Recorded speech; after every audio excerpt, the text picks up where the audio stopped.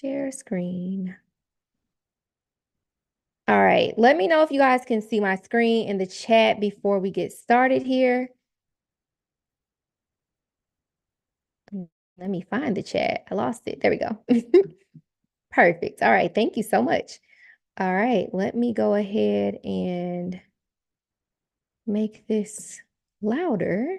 Perfect. I'm gonna make this big and we will get started. Okay, so was anybody here for the last time that I did this webinar? Let me know in the chat. I did this webinar maybe a week ago, a little bit over a week ago, and I really enjoyed it, number one. And number two, I was like, man, there were some things I wish I would have said or things that I wish I would have said a little bit differently. So I decided to do it again. So here we are. So tonight is Retail 101. Let's just imagine that we're in school. You're going to school for fashion. I know there's a lot of people I talk to who tell me they have a fashion degree. They went to school for retail management and things of that nature. Most of us did not. I am one of those people. I did not go to school for retail. I just so happened to work in retail for a really, really long time before I started this business or these businesses. I started working in retail back in 2007 when I was 17 years old. I'm now 34. And so basically I have 17 years of retail experience if you combine my traditional retail and my online retail experience.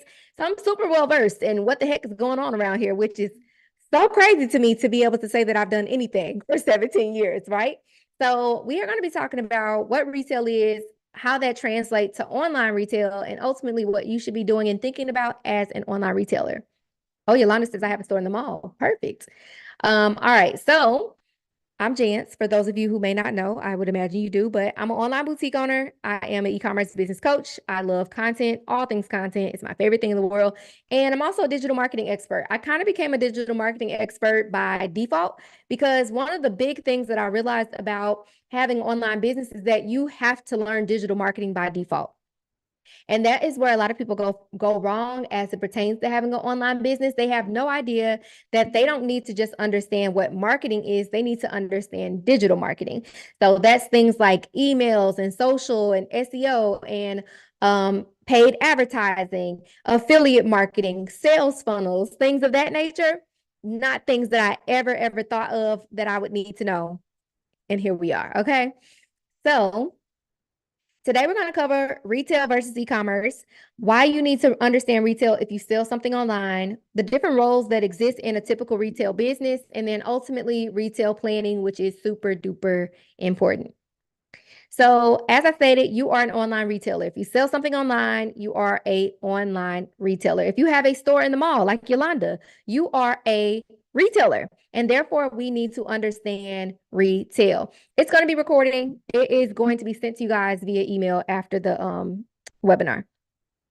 So what exactly is retail? Retail is the process of selling goods or services directly to consumers for their personal use. That is what all of us do, right? We sell clothes, skincare, shoes, accessories, hair extensions, so on and so forth. You sell a good or maybe a service to an end user for their personal use. Therefore, you are a retailer. Retailers act as intermediaries between manufacturers or wholesalers and the final customers. Retail can take place in physical stores, online shops, or through various other channels. So here's a little bit about retail. Retail provides accessibility. It allows customers or people to get products in an accessible way, and it offers them access to those products through convenient locations, whether that's local or online. There's variety and selection. Retail stores provide a variety of products from different brands, allowing consumers to compare and choose the items that best meet their needs. So I think about stores like Macy's or Dillard's or things of that nature. They have all this big variety of things for them to choose from. And a lot of times it's like the same thing. Like there's a white shirt here and a white shirt there. There's a pair of jeans here and a pair of jeans there. And they get to decide which one they want. So there's a lot of variety. Convenience. Retailers offer products in quantities and formats suitable for individual consumers, making it easy for people to purchase what they need without having to buy in bulk. Customer service. Retailers often provide additional services such as product demonstrations, customer support, and return policies, which enhance the shopping experience. And economic contribution, which is a big one. Retail businesses contribute significantly to the economy by creating jobs, supporting other industries, and generating tax revenue. This one out of all these five that I just read is so important. And not enough people consider the fact that at some point your business may be big enough that you get to contribute to the economy by way of providing a job, right? I will raise my hand and let y'all know I never thought of the day that I will be providing a job to anybody. I did not think of things such as payroll and payroll taxes, hiring and firing, onboarding, things of that nature. Never considered it a day in my life. All I knew was that I was starting a business. It was mine. I owned it. I was the boss. I never imagined a day where the business would be so big that I couldn't do it by myself. I'd never imagined a day where the business would be accomplishing so much or be serving so many people that I couldn't do it as a one-man band. So when it got to that point, I needed help. I needed somebody to provide assistance. I got an assistant. That was my first hire ever. And ultimately, I was providing a job. As time progressed, I started to, hire for bigger positions. I have had full-time employees. I've had part-time employees. I've learned things that I never knew that I would ever have to learn as it pertains to taxes and payroll and things of that nature. And ultimately, I was contributing to the economy through a business that I created for myself. On top of that, taxes, that's a whole nother topic for another day. But not enough people think about taxes. They don't think about a day where they are going to owe Uncle Sam a potentially large sum of money, and he's going to come for what is his. Okay. So these are things to consider or that are parts of retail, but let's talk about online. So you're a retailer with an e-commerce business. That is the difference between a traditional retail business and an online retailer. You are just learning e-commerce. If they have a traditional retail business and that is it, they don't sell anything online, they don't really have to understand digital marketing. They don't really have to understand all of the virtual capabilities that they have at their disposal. They could, and they probably should, but they don't have to. So e-commerce, which is basically just electronic commerce, is the buying and selling of goods or services using the internet. It includes various activities such as online shopping, online banking, online ticket booking, and online auctions. Long story short, it is the exchange of goods or selling of goods online, simplified. So let's talk about what online retail comes with. We talked about what traditional retail comes with, but e-commerce and online retail is actually pretty darn cool. And in all actuality, there's a lot of people who are not reaching their full potential because they don't know that they have more potential than they currently have, right? So first things first is global reach. E-commerce allows businesses to reach customers worldwide, breaking down geographical barriers and expanding their market. So when you have a store, like a physical storefront, you're basically tied to your locality, right? You can reach the people that are near to where you are. Sure, you could market to people outside of your city, outside of your town, outside of your state, but at the end of the day, it's not really going to be worth your money to do that. And your main focus or your primary focus is to get people into your store who are local because you want people who are going to continue to come back. But when you're online, you can reach so many people outside of where you live. You have global reach. And in all actuality, most people aren't living up to their full potential when they minimize their business to just organic social media marketing. So there's a lot of people who tell me, like, I post every day, I post once a day, I do this thing once every blue moon. But the world is so large and there are billions of people out there with money in their pockets. And lots of them have access to the internet. And there are so many things and so many places where we could be marketing on the internet to reach a wider number of those people. So the beauty of e-commerce in comparison to traditional retail is that you have the ability to reach people globally every single day.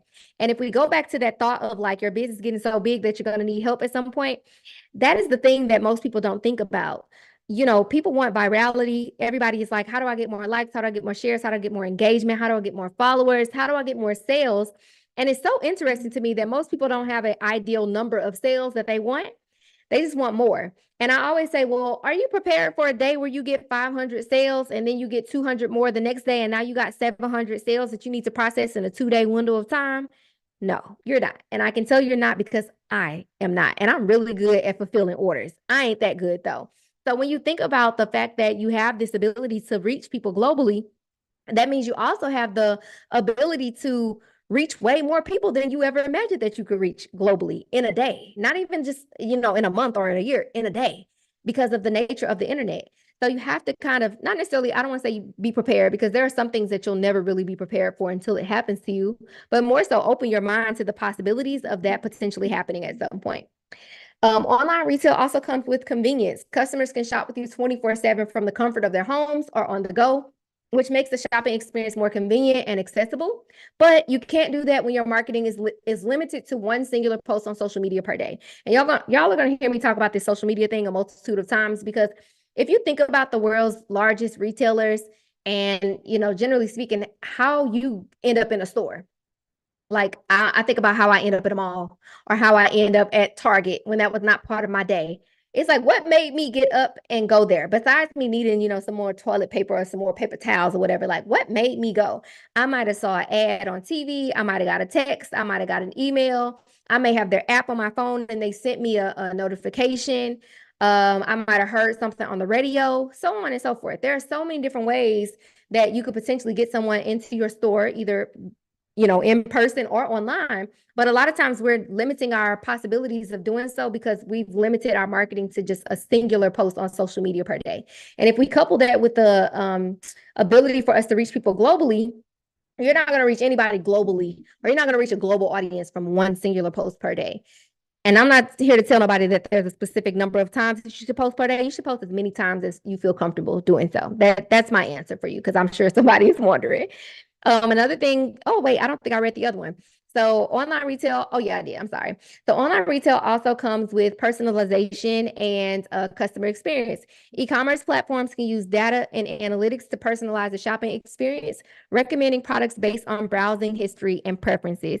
This is such a cool part of e-commerce, because when I think back to when I worked in the mall or worked at any store, at some of them we would have a little black book of clients, and it was our responsibility to keep track of things about them. Like we would be like, okay, Miss Deborah came in and she bought this and she bought this and she bought this and she was looking at this when she was here last time. So I got to make note of that, so that if this goes on sale or whatever, I got to reach out to her. I got to call her and let her know. But online, you can automate all of that, because number one, you have things like pixels and data tracking and things like that that are taking account of what these people looked at and what they added to cart and how many times they did whatever in a certain window of time. And you can create all types of automations. Like in Klaviyo, you can create so many flows and automations that are geared towards you just marketing to someone who's done something. Like it's like, if you viewed this product in the last however many days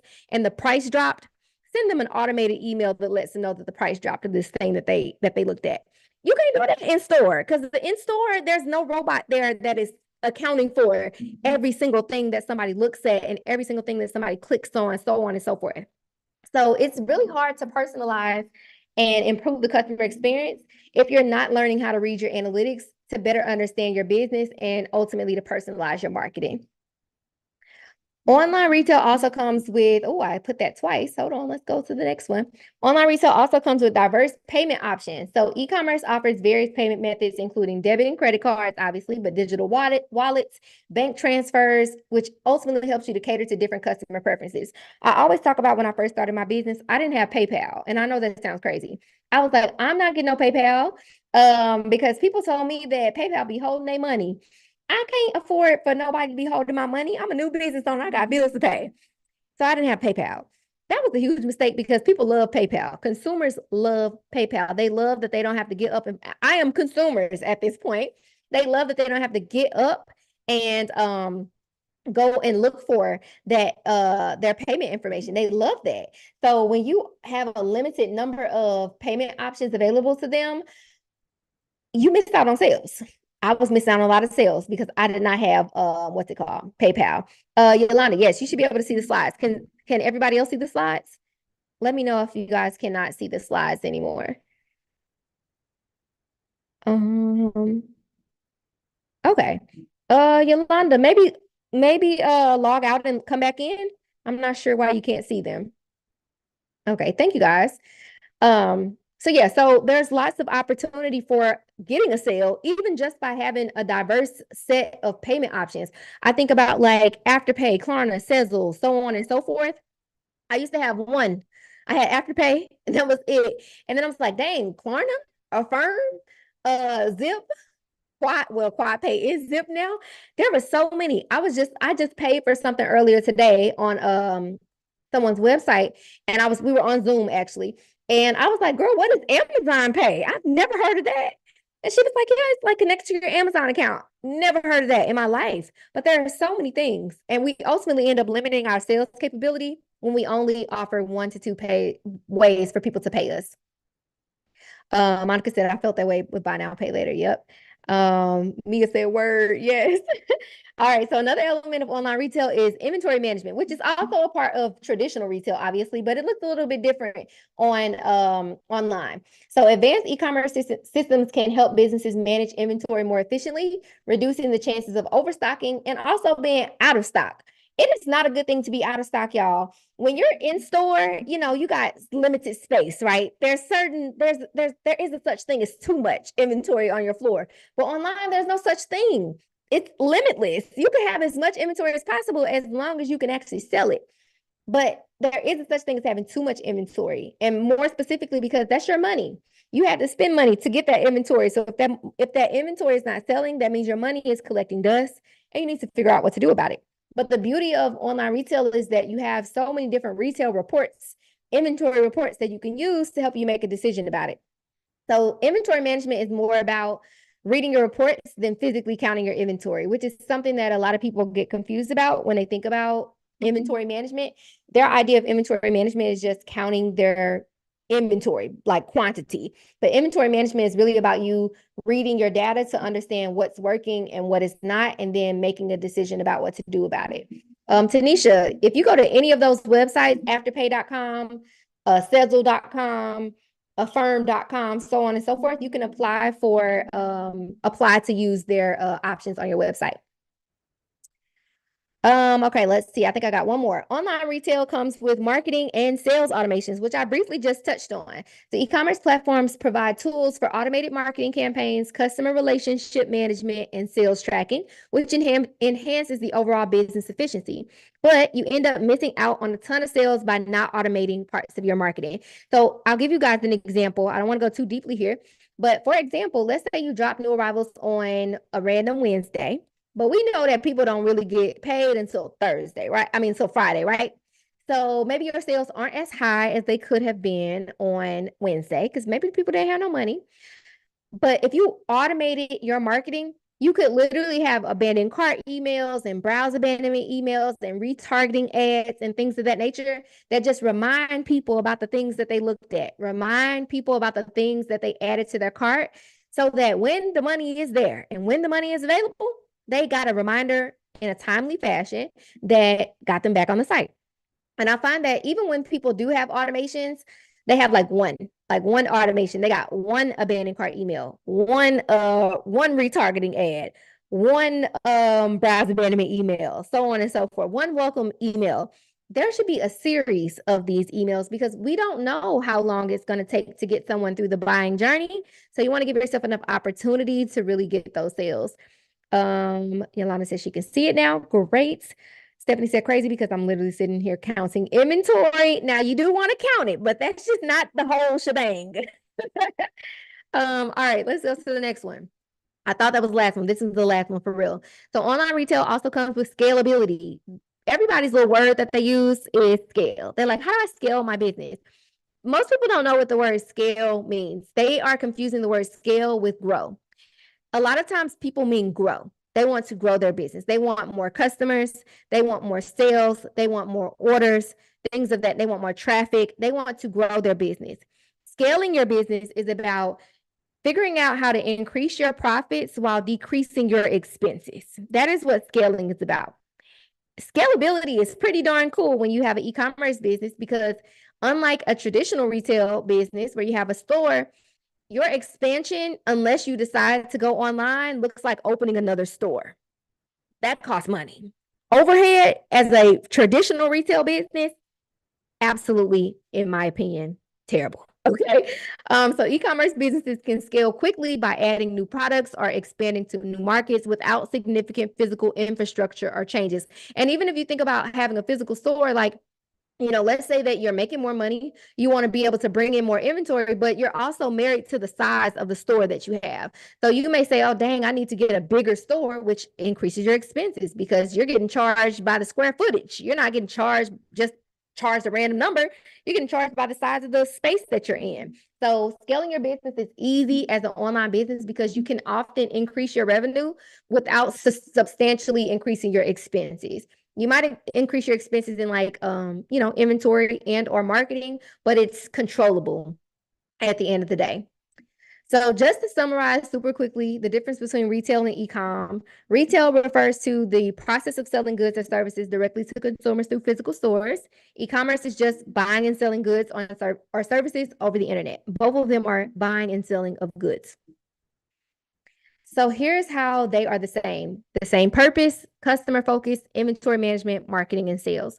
Both of them aim to sell products or services to consumers. Both prioritize customer satisfaction and strive to provide a good shopping experience. Both require effective inventory management to ensure products are available when customers want them. And both use marketing and sales strategies to attract and retain customers. All right.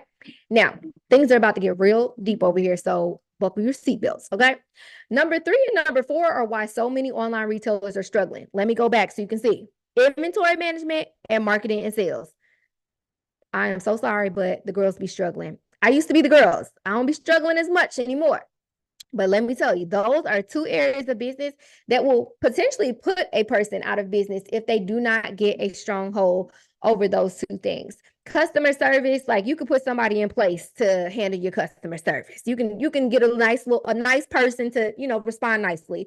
But inventory management and marketing, that's a lot. It's a lot of things wrapped up in one. So here are some things that you want to understand as it pertains to retail and online retail. Inventory management, efficiently controlling your stock. You want to avoid being overstocked and also avoid being sold out. As I stated, it's not a good thing to be sold out, y'all. It feels good. I know it's like, dang, I sold everything. Yay. But now you're missing out on money because somebody else, I guarantee you, wanted that thing and now they can't get it and they're going to go find it elsewhere. They're going to go look for it somewhere else. And that's not cool. I want you to get all your money in your pocket. Inventory management is also about turnover and sell-through rates. So you want to understand how quickly or slowly you're selling inventory as well as replenishing it. And these are all things that we teach inside of the Boutique Academy, just so y'all know. Because like I said, retail is what I do. It is what I've been doing for a really, really long time. And these are not things that you just learn from looking at a report. And they're not things that you just learn from reading a book. You learn them over time from learning how to read your data, learning how to interpret it, and then ultimately learning how to use it. Customer experience is really important. And this is about customer service, but also about merchandising. So good retail practices include providing excellent customer service, which translates to positive reviews and repeat business online. There are a lot of people who sell online who are not even asking for reviews. They're not asking for feedback. But those reviews and that feedback and those testimonials help you to get more sales because consumers are so much more likely to trust the opinion of a complete stranger than to trust the opinion of a business. Because obviously the business's job is to make you believe that everything that they offer is good. But when a complete stranger says, hey, this is great, I loved it, the customer service was amazing, they believe it. It's the craziest thing. Merchandising is one of those things that I learned that I really loved while I worked in retail. But as it pertains to online retail, it's just about proper product presentation and descriptions that can enhance the online shopping experience, which ultimately leads to higher sales. A lot of people are randomly placing their products on there's no rhyme or reason to why something is right next to the other thing. They're not intentionally placing things. And that is what merchandising is all about. You need good pricing strategies. You want competitive pricing. Retail knowledge helps you price your products competitively while ensuring profitability. And then promotions and discounts, which is a big one. Anybody in here that is avoiding promotions and discounts because they feel like their customers are going to get dependent or start to expect sales and discounts, let me know. This is one of those things I run into a lot. People say, oh, I don't do sales and I don't do discounts because I don't want my customers to become too dependent on them. Well, friends, promotions and discounts are a part of retail. A retail business without discounts and promotions, it just don't make sense. And just to give you perspective here, because I know people like to say, well, Gucci and Prada and all them, they're not offering discounts. They have outlets. That's where their discounts exist. They may not offer it in their like flagship store, but there are some discounts being offered. I will never forget one time I got a text message from one of the reps at the Gucci store. And she said, "Hi, we're hosting a secret sale for our best customers." And she sent me a catalog of things that were on sale. Why? Because they got inventory that they need to manage. They got inventory that's collecting dust and they need that money back. This is not a case of we're trying to collect the most profit possible. This is the case of we need to clear space. We need to clear our shelves. We need some of that money back in our pockets. Why? Because if we go back to the beginning where we talked about economic contribution, you got people that need to be paid. Okay, there are salaries and payrolls that need to be taken care of because you don't want to have to fire your team because you can't afford to pay them. You got to pay them somehow. So if the money is not coming through the way that you thought that it would or the way you expected it to, guess what you're supposed to be doing as a retailer? Figuring out what can be sold at a discount. What can be marked down? What have we not sold in a really, really long time that has been collecting dust? What do we put in a box that probably shouldn't have went in a box to be sold next year? Can we discount that? Yes. You said have whole stores dedicated to discounts. Exactly. Exactly. Put them on sale. Let them go. Tanisha said, "I'm a year in and I'm struggling seriously. Will you be able to look at my website and give me feedback? If you send me a DM, I can check it out." Mia said, "I'm switching from drop ships to on hand and I'm nervous." Don't be nervous. It's fun, in my opinion, having things on hand. But yeah, we can talk about it inside the Boutique Academy. Send me a message. Next is marketing and sales. So effective marketing, retail principles guide you in creating compelling marketing campaigns that attract and retain customers. So I always talk to my students about when people come into my program or the membership, a lot of times they tell me about like other courses and coaches and things like that that they've had in the past. And sometimes they'll say like, I really didn't learn anything. Or they'll say like, I wish that she had taught me this or blah, blah, blah, blah, blah, right? They have a list of things. And I have to often tell them, well, there are certain things that they would not have been able to help you with simply because they don't understand retail. So there are a lot of coaches who will teach you how to create better content. There are a lot of people who will teach you email marketing, how to create ads, so on and so forth. But there are not a lot of people who are teaching you marketing as it pertains to retail. There are not a lot of people who are teaching you the things that you need to consider in your data from a retail perspective to help you to make the right marketing decision.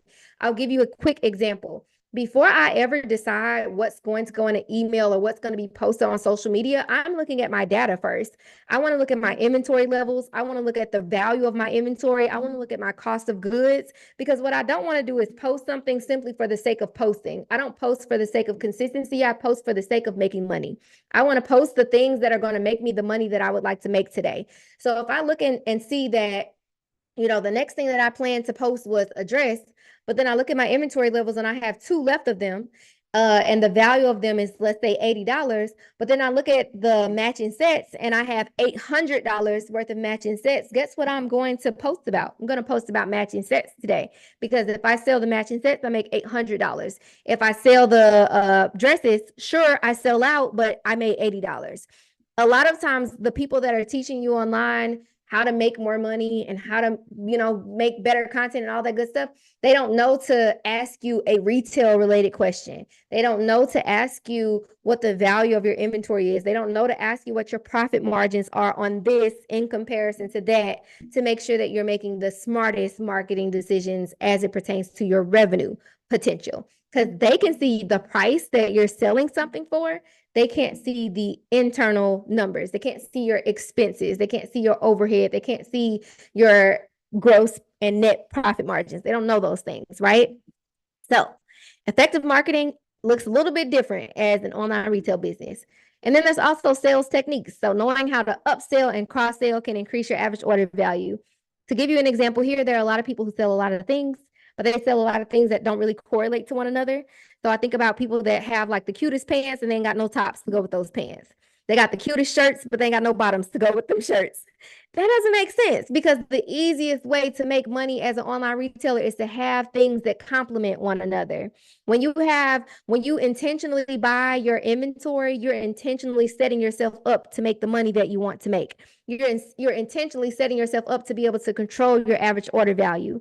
So if I can look at my inventory and say, okay, I have this many tops and this many bottoms, and they match, like these things can be sold together, I can create all types of sales techniques. I could be like, oh, okay, when you buy a top today, you get a bottom for 25% off.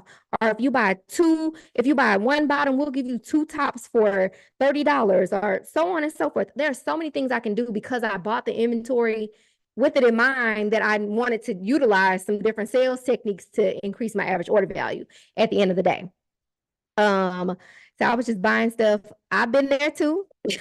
I don't know what to do with these sweater dresses in July. Put them on sale if they're not. Mark them down. Send an email. Let them know that they're on sale.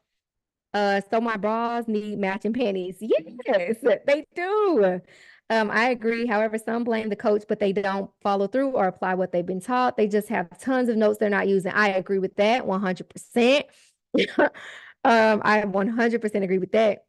I sell skincare products my second year, and I'm just learning how to market. I would appreciate feedback. Send me a DM. What do we do when we have out of season inventory and never fully open because we were too scared? Well, that's a whole nother conversation for a whole nother day. If you were scared to begin with, you got to actually create a formal marketing strategy to promote your merchandise. And even if the inventory is out of season, it still deserves a marketing strategy to back it. Even if that's like a liquidation sale, even if that's a markdown that you're promoting for, a week or two, you still got to think through what the marketing should look like, what you're going to say about those individual products, so on and so forth. All right, let's keep going because I don't want to keep y'all here all night.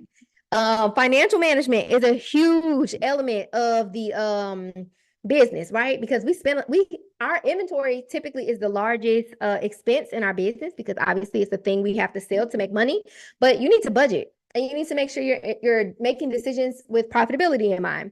So budgeting in retail doesn't look like budgeting as just a regular person. Retail budgeting techniques help you plan for expenses and also manage your cash flow effectively. We'll talk about this a little bit later. Profitability is all about understanding your cost of goods sold, which is COGs, if you're looking at a profit and loss statement, and also understanding gross margins to ensure your business remains profitable. Net margins and gross margins. I don't know why I didn't put net there.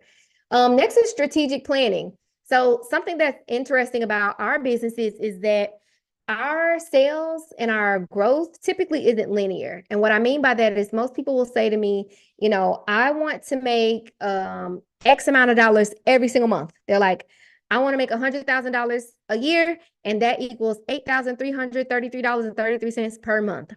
Business don't typically work like that as a retailer because our seasons are different. Your spring may be better than your summer. Your summer may be worse than your fall, and your winter may be your best month ever, or best season ever, or maybe your fall is your best season ever. There are certain businesses that will have the best summers ever, while another business is having its worst summer ever. And I'll give you guys perspective here. One thing that I've learned over the course of the years that I've been in business, almost 6 now, I now understand that spring and summer are not my seasons. There's nothing that happens in my business in a spring and summer that is ever better than a fall and a winter. Instead of me stressing myself about how to make my spring and summer just as good as my fall and winter, I accept the fact that they're not going to be ever as good as my fall and winter, and I plan accordingly.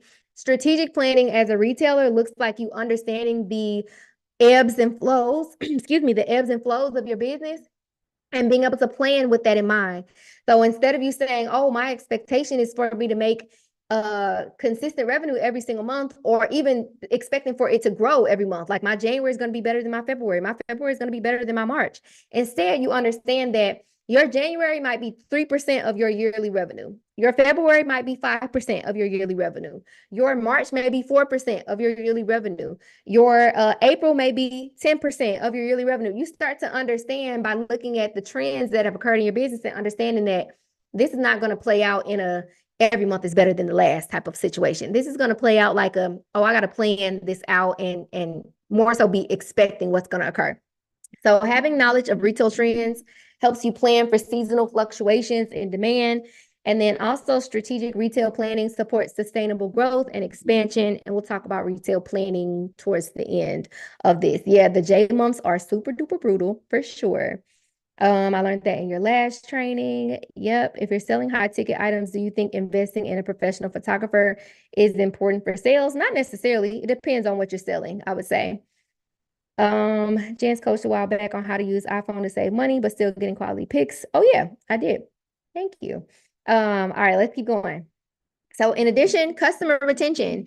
There are so many people who want more customers, more new customers, but you want to be just as focused on retaining the ones that you have, because the largest percentage of your revenue is going to come from people who've already purchased from you. Why? Because they already trust you. It's going to be so much easier and also a lot quicker to get those people to come back than it is to get somebody to shop with you for the first time. So you can do this through having loyalty programs. Retail experience teaches you how to create loyalty programs that keep customers coming back. Personalization, as we briefly touched on, understanding your retail customers' behaviors allows you to personalize the shopping experience, which increases the retention rate. So if you're segmenting your email list, for example, depending on how big your list is, Klaviyo, if you use Klaviyo, they have segmentation options that are based off of predictive analytics. You can predict it can predict what someone's average order value is going to be. It can predict how soon that person may make a next order. When you have that type of power at your disposal, it makes it so much easier for you to personalize the shopping experience and increase the likelihood of them shopping again. Then we have supply chain management. So this is more about vendor relationships and logistics. Good retail practices involve building strong relationships with suppliers, ensuring timely restocks and quality products. Just to stop there for a second, I think that a lot of people only think about the fact that they need products. They don't think about the fact that they need good vendor relationships. And why I say that is because there's going to be a time where you need something immediately. There's going to be a time where something sells out way faster than you imagined that it would, or you're going to need a significantly larger quantity than you thought that you were going to need. And you're going to need somebody in your corner, somebody on your side that can say, hey, you're good. I got you. And I hate to say it, but I'm gonna just be honest with y'all. If you've ever had a time where you ordered something and then all of a sudden it said that it was sold out, that's because the vendor 9 times out of 10 gave your inventory to somebody that they had a really strong relationship with. 9 times out of 10, they gave your inventory to someone who they know that they can trust to come back over and over again. 9 times out of 10, they gave your inventory to someone who was spending way more money than you were spending. And I hate that. I've been there before, but I also have been on the other side of that track at this point where I needed something real quick. I needed a lot of something, and somebody gonna miss out on some inventory because I have a very strong relationship with so and so, and they're gonna make sure that I get what I need. On the other hand, there may be times where you need them to manufacture something that they maybe weren't intending to manufacture again. They weren't intending to cut that again because now you need 600 of them. You need 400 of them. You need another 250 of them, and they don't have none. So when you have those vendor relationships, you're able to go to them and say, hey, is there any possibility that you guys can manufacture this for me? And they either say yes or they say no. It's a lot more likely that they say yes if you have a strong relationship with them. Now I can, the vendors that I shop with regularly, I can call them and tell them what I need, and they're gonna figure it out for me. And I love that. But that's only because I prioritize building a relationship with them. It's because I prioritize communicating with them. Logistics is all about like fulfillment and just having a process for things. I think about people that say things like, we process same day or we ship out same day, but then you don't ship out same day. Logistics messed up, friend. You got to figure that out. Or going back to when I was saying people want to go viral, they want like this big rush of customers, but they policy say they ship same day. Their policy say that they ship, if as long as you place this order before 4 p.m., it's gonna ship out. But then it don't ship out. Your logistics are messed up. You either got to fix your logistics or you got to change your policies because now you're not upholding your end of the bargain. So efficient logistics and fulfillment processes improve delivery times and ultimately help to reduce costs and also keep customers happy. Let me say that. Jasmine asks, why are the J months brutal? So J months being January, June, and July. January is brutal because it's right after December. Everybody has spent all their money. So most businesses lose money in January because they're getting returns and things of that nature. Or generally speaking, people just aren't shopping because they already did all their shopping in November and December. June and July aren't that great because it's the summer and people's money isn't as disposable. So what I mean by that is like they're going on vacations that were already pre-planned. They got the kids at home and the kids are going to summer camp, or they got things that they got to pay for the kids. So money that they typically would have had readily available to spend is not readily available to spend. So our sales typically drop in those months. And that's not, it's just one of those things that just is. And if you know it, then you can prepare in advance. I need help with setting up my Shopify. I have an entire Shopify course that will walk you through how to set up your entire Shopify from start to finish. Yep, and the economy is changing. Correct. All right, last one here is data-driven decisions, which is such a big one. There's just simply put, not enough people who read their data. Your data is one of the most important elements of your business because it tells you the truth. So many retailers have way too many or way too much of their feelings invested in their business. I feel like this. I feel like that. I feel like if I just do this, I feel like if I just do that, I feel like this should have sold. I feel like I should have made more money. Da da da da da. Your data will tell you what the truth is. You know that statement, women lie, men lie, numbers don't lie? Your data is your numbers and they do not lie. You need to learn how to read your data. It's going to tell you what's working, what's not working. It's going to tell you what you need more of, what you need less of, what you need to get rid of. Just to give you an example here, in Shopify, there's a report called the ABC analysis. I love that report because it's like brutally honest and it tells you, like, girl, you need to get your life together. So basically, what this report does is it gives all of your inventory a grade. Your A grade inventory is inventory that makes up 80% of your sales. The B grade inventory is inventory that makes up 15% of your sales. The C grade inventory is inventory that makes up 5% of your sales. That C grade inventory typically is the largest percentage of your inventory. That C grade inventory needs to go. That C grade inventory needs to be discounted. It needs to be marked down. It needs to be something. It needs to go because you need that money back to put money into your A grade inventory, the inventory that's making up 80% of your sales. If that A grade number in value is significantly smaller than that C grade number, you need to be discounting that C grade inventory and letting it go so you can put that money towards your A grade inventory. There is a literal report that's telling you exactly what you need to do. But if you don't know that, then you don't know to go look at it. You got to look at it. It's so important. Summer camp and feeding the kids every meal. They typically eat breakfast, lunch, and snacks at school. Utilities are higher. Exactly. Utilities are higher because they're home and think electricity and water is free. I know that's right. How long do you wait before you consider to discount? I don't have a specific window of time. Every business is different. So you want to think about, there's a report called a sell-through rate. You want to look at that, sell-through rate by products. And this report tells you the percentage of your inventory that you sell through in a window of time. Every business should have a goal for what they want their sell-through rate to be in, let's say, a month, right? So in my business, I typically sell through inventory in like a 2 week span of time. I sell it really quick. So if 2 weeks goes by and I haven't sold some inventory, I'm probably about to run a sale. Probably going to give this a discount. Probably going to something's going to occur here.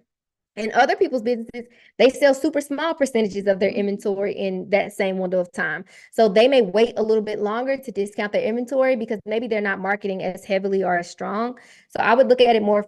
I would look at the sell-through rate, but also look at it from a marketing perspective. How well am I actually marketing this inventory? Am I marketing it super heavily? Am I only posting one time? Am I sending an email once every week? Could I be doing more in the marketing department? If you're doing everything that you can in the marketing department and it's not moving, then I would say it's time to discount it. Okay, so all of those things that we just went through are responsibilities. Yeah, friend.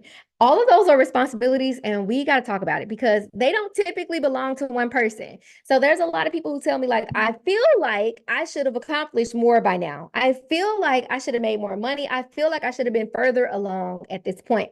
But I'm here to give you a reality check, and it's not a mean one at all. Simply put, you're one person in a big old business. And by big old business, I'm not talking about like revenue and things of that nature.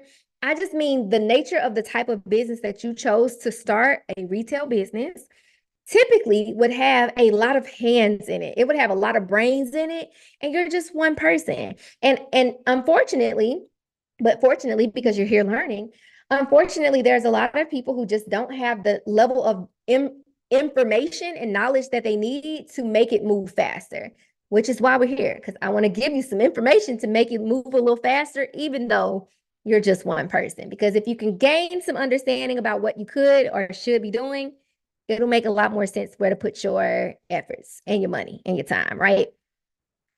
All right, so let's talk about these key responsibilities. Now, these are some of the jobs, not all of them. Some of the jobs that typically exist within a retail business. Some of these positions I've held at one point. Some of them I've never had when I worked in retail, but I do have now as a online retailer.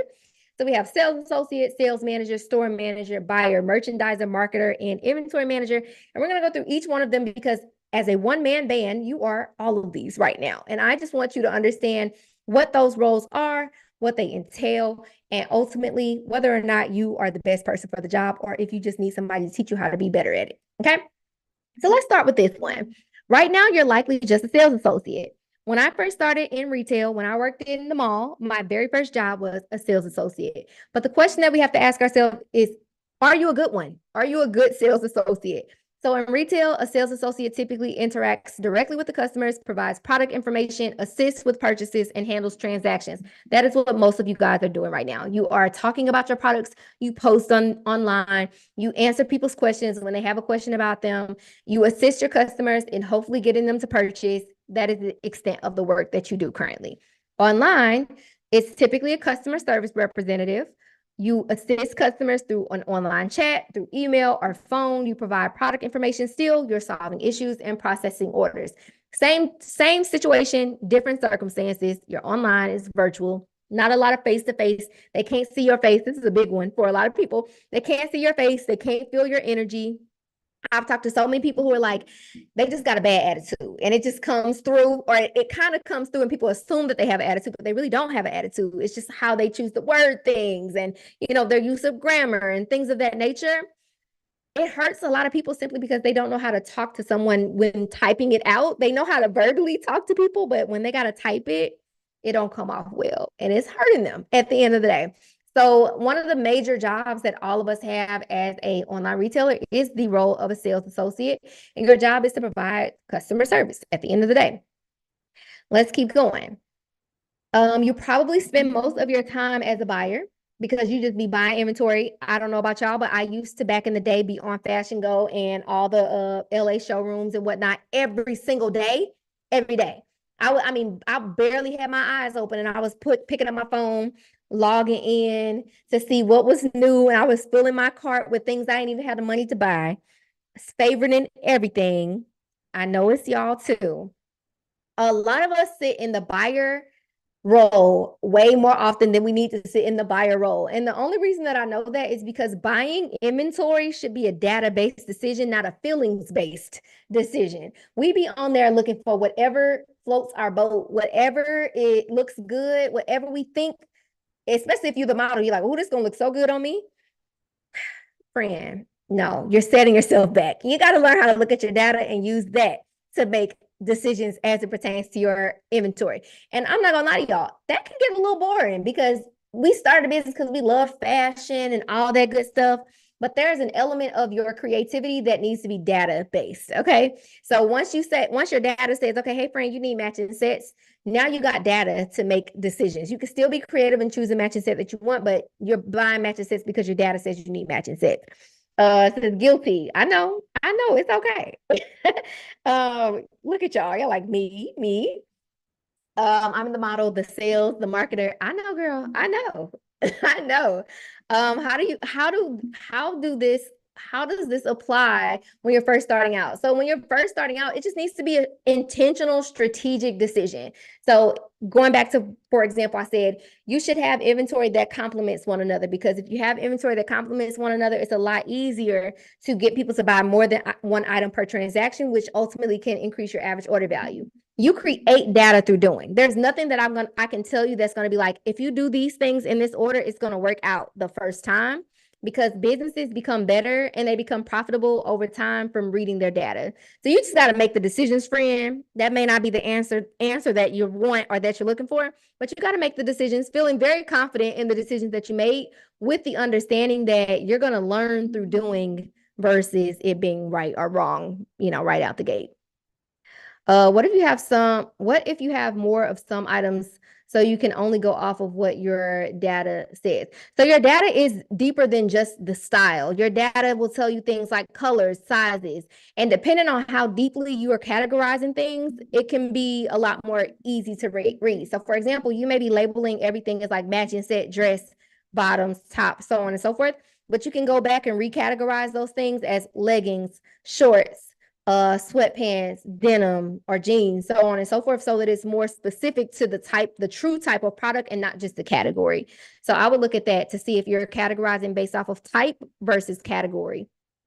I agree. When I first started selling clothes, I didn't know how much went into it. It stressed me out so bad at the point I just didn't even try after a while. Yeah, it's a lot, but you know better. When you know better, you do better, as the good saying says. Um, yes, there is a lot. I will not lie to y'all. One thing about me, I'm not gonna lie to y'all. I'm not gonna sugarcoat it. I'm not gonna tell you, hey, this is the easiest business ever, and if you just follow these 10 steps, it's gonna work. Nope, not how it works. So as the buyer in retail, the retail buyer typically selects and purchases products to be sold in store. They also negotiate with their suppliers, which is something that I know a lot of people don't do. And they analyze market trends, which is another thing that I know a lot of people don't do. Online, you are e-commerce buyer and you perform similar duties by selecting products for your online store, negotiating with your vendors, analyzing online shopping trends, and managing supplier relationships. Same get-go, period. Um, I am a reseller. Do you think I can use the same data software as a regular boutique? Yes, it's all dependent on how you choose to classify things in your back end. So even if I go into, like, for example, I used to sell on Poshmark all the time. Let's say that I had I switched my Poshmark stuff over to a Shopify. I would still want to put that inventory into my Shopify based off of product type, based off of category, so on and so forth. Especially if, like, let's say I thrifted the merchandise, I spent $3 on it, I'm selling it for 15. I want to know how much I paid for it, how much I sold it for, what is my profit margin? Yeah, I would definitely say it's still applicable. All right, keep going. Merchandiser. This is another one. So I mentioned that one of my favorite roles when I worked in retail was the role of a merchandiser. And basically, I was a visual merchandising manager, which meant my role was to not just place things on the floor, on the floor wherever I wanted them to go, or on racks and walls, but typically they would give us a guide for where things were supposed to go. But it was also dependent on the store's layout. Every single store wasn't the same. So I had to use my brain to decide where certain things should go in relation to something else. So, for example, I mentioned how online we can upsell by having complementary products. Well, in a physical store, you're placing things on racks or on walls in a intentional way so that there's a likelihood that the person picks something else up because it's right next to it and it complements it. So if you think about like a rack, I don't know why, but American Eagle is coming to my brain. An American Eagle, they might have some jeans and then a shirt and some jeans and then a shirt and some jeans and a shirt, so on and so forth. And all of that just kind of goes together. They might have like a jacket too. They're like, oh, okay, I need the jacket and the shirt and the jeans, and I need these jeans too, and I can mix and match them. Yay. So they had to intentionally place them next to one another to increase the likelihood of the person buying multiple items per transaction. Imagine if they put 4 different styles of denim right next to each other. That's gonna look crazy, and also they're gonna think that all of those jeans are the same. You need something to break that up. It's the same online. You want to make sure you're intentionally placing things on your website to increase the likelihood of them buying multiple things versus them having to scroll to the bottom of the page to find the shirts that go with the pants that's at the top, right? So the equivalent role, oh wait, I didn't read it. In retail, the merchandiser plans and sets up store displays, ensures product placement is optimized for sales, and manages inventory levels. And online is the e-commerce merchandiser who plans and manages online product displays, ensures products are presented attractively on the website, manages digital inventory, and analyzes website data to optimize product placement. Even if you look at your data and say like, oh, this is not getting much traffic, it could be not getting much traffic because it's at the bottom of page 7. Well, let's move it to the top of page 2, maybe. Let's move it. If you look at your data and look at your sales history and you see that there are certain things that are not moving as fast as you thought that they would or whatever, sometimes it could be as simple as you just moving it, reordering the merchandise, putting greater emphasis on something over something else. That's merchandising.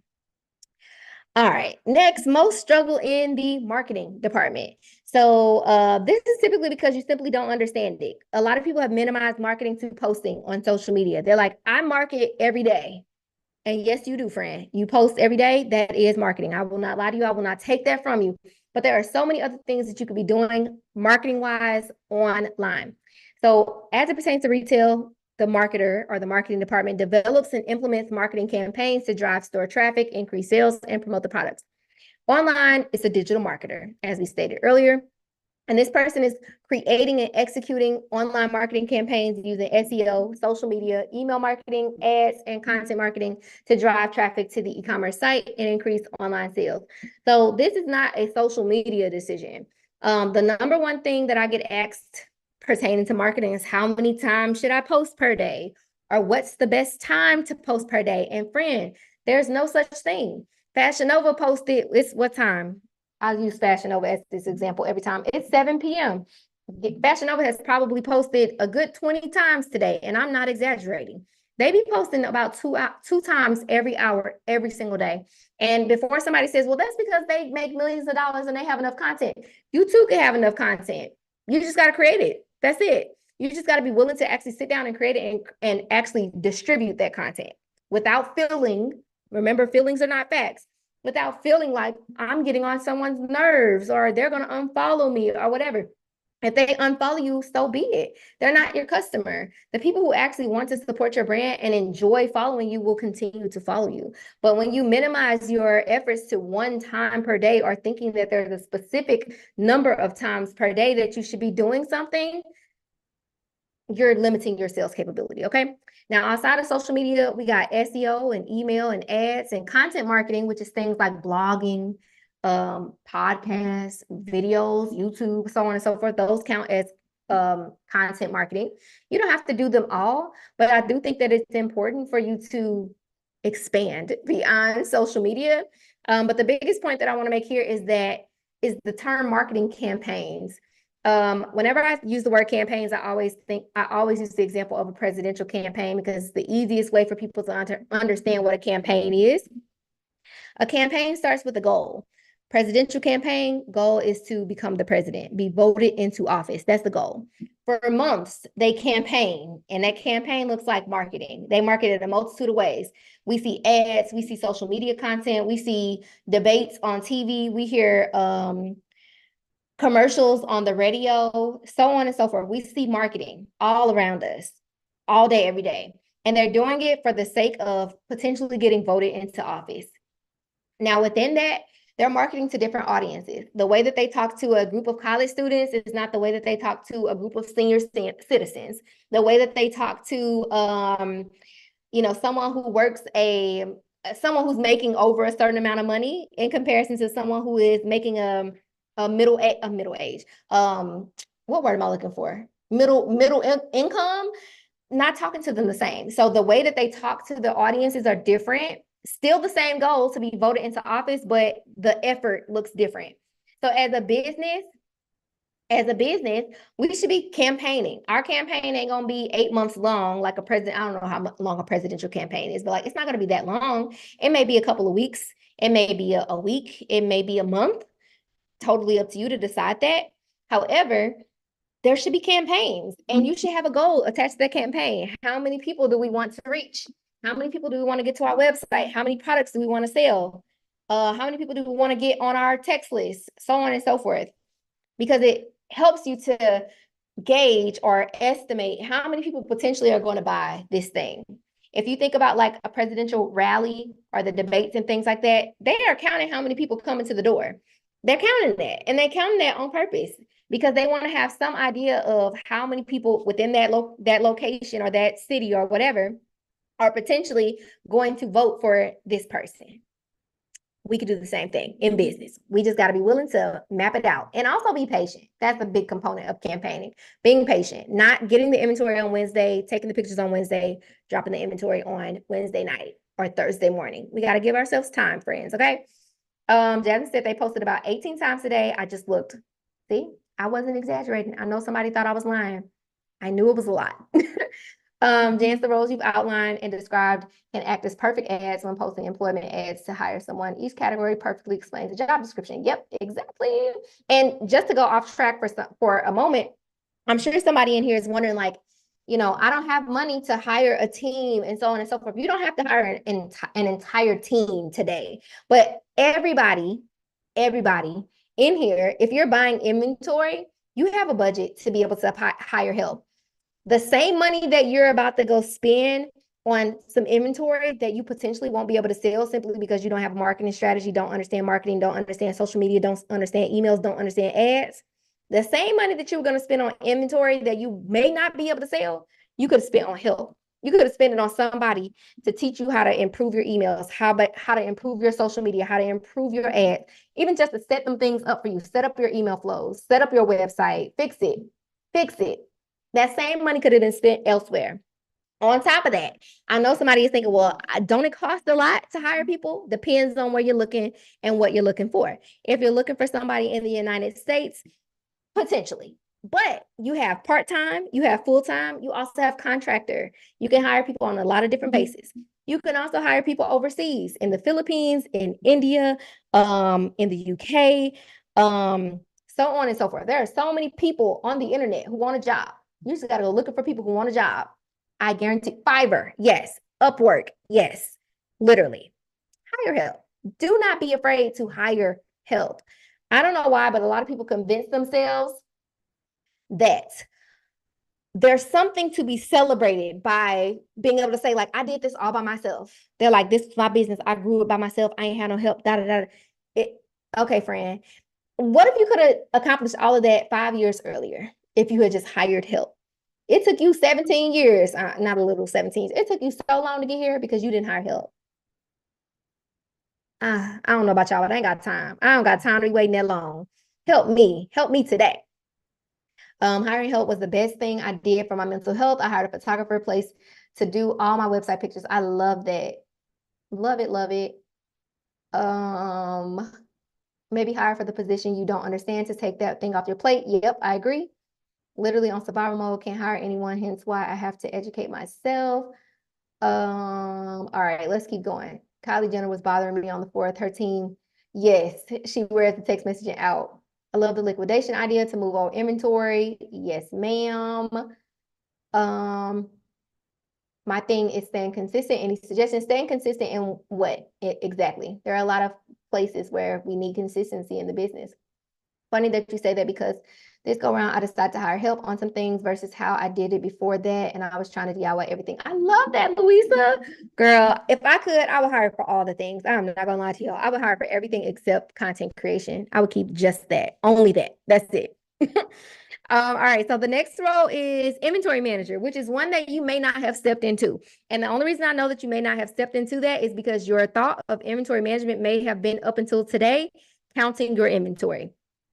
So a retail inventory manager oversees the stock levels and manages restocking. They track the inventory and ensure that there is enough product to meet demand without overstocking. The emphasis in this sentence is demand. They know what the demand is, and they're ensuring that there is enough inventory to meet said demand. Online, the equivalent is obviously e-commerce inventory manager. They are monitoring the online inventory levels, managing stock replenishment, tracking inventory across multiple warehouses, if there are multiple warehouses, or fulfillment centers. There are some people who are delegating their fulfillment to a fulfillment center and ensuring accurate inventory data on the, what does that say, on the website. So I did not understand inventory management when I first started. My idea of inventory management was counting inventory, okay? So my misunderstanding of it was because of when I worked in retail, but because of the position that I held. The position that I held was, sales associate, assistant manager, so on and so forth. And my only job was to come in on whatever date and time they told me to come in. And I was clicking buttons and counting inventory. That was what I had to do. I had to help them count the inventory. But I didn't understand the impact of them counting the inventory.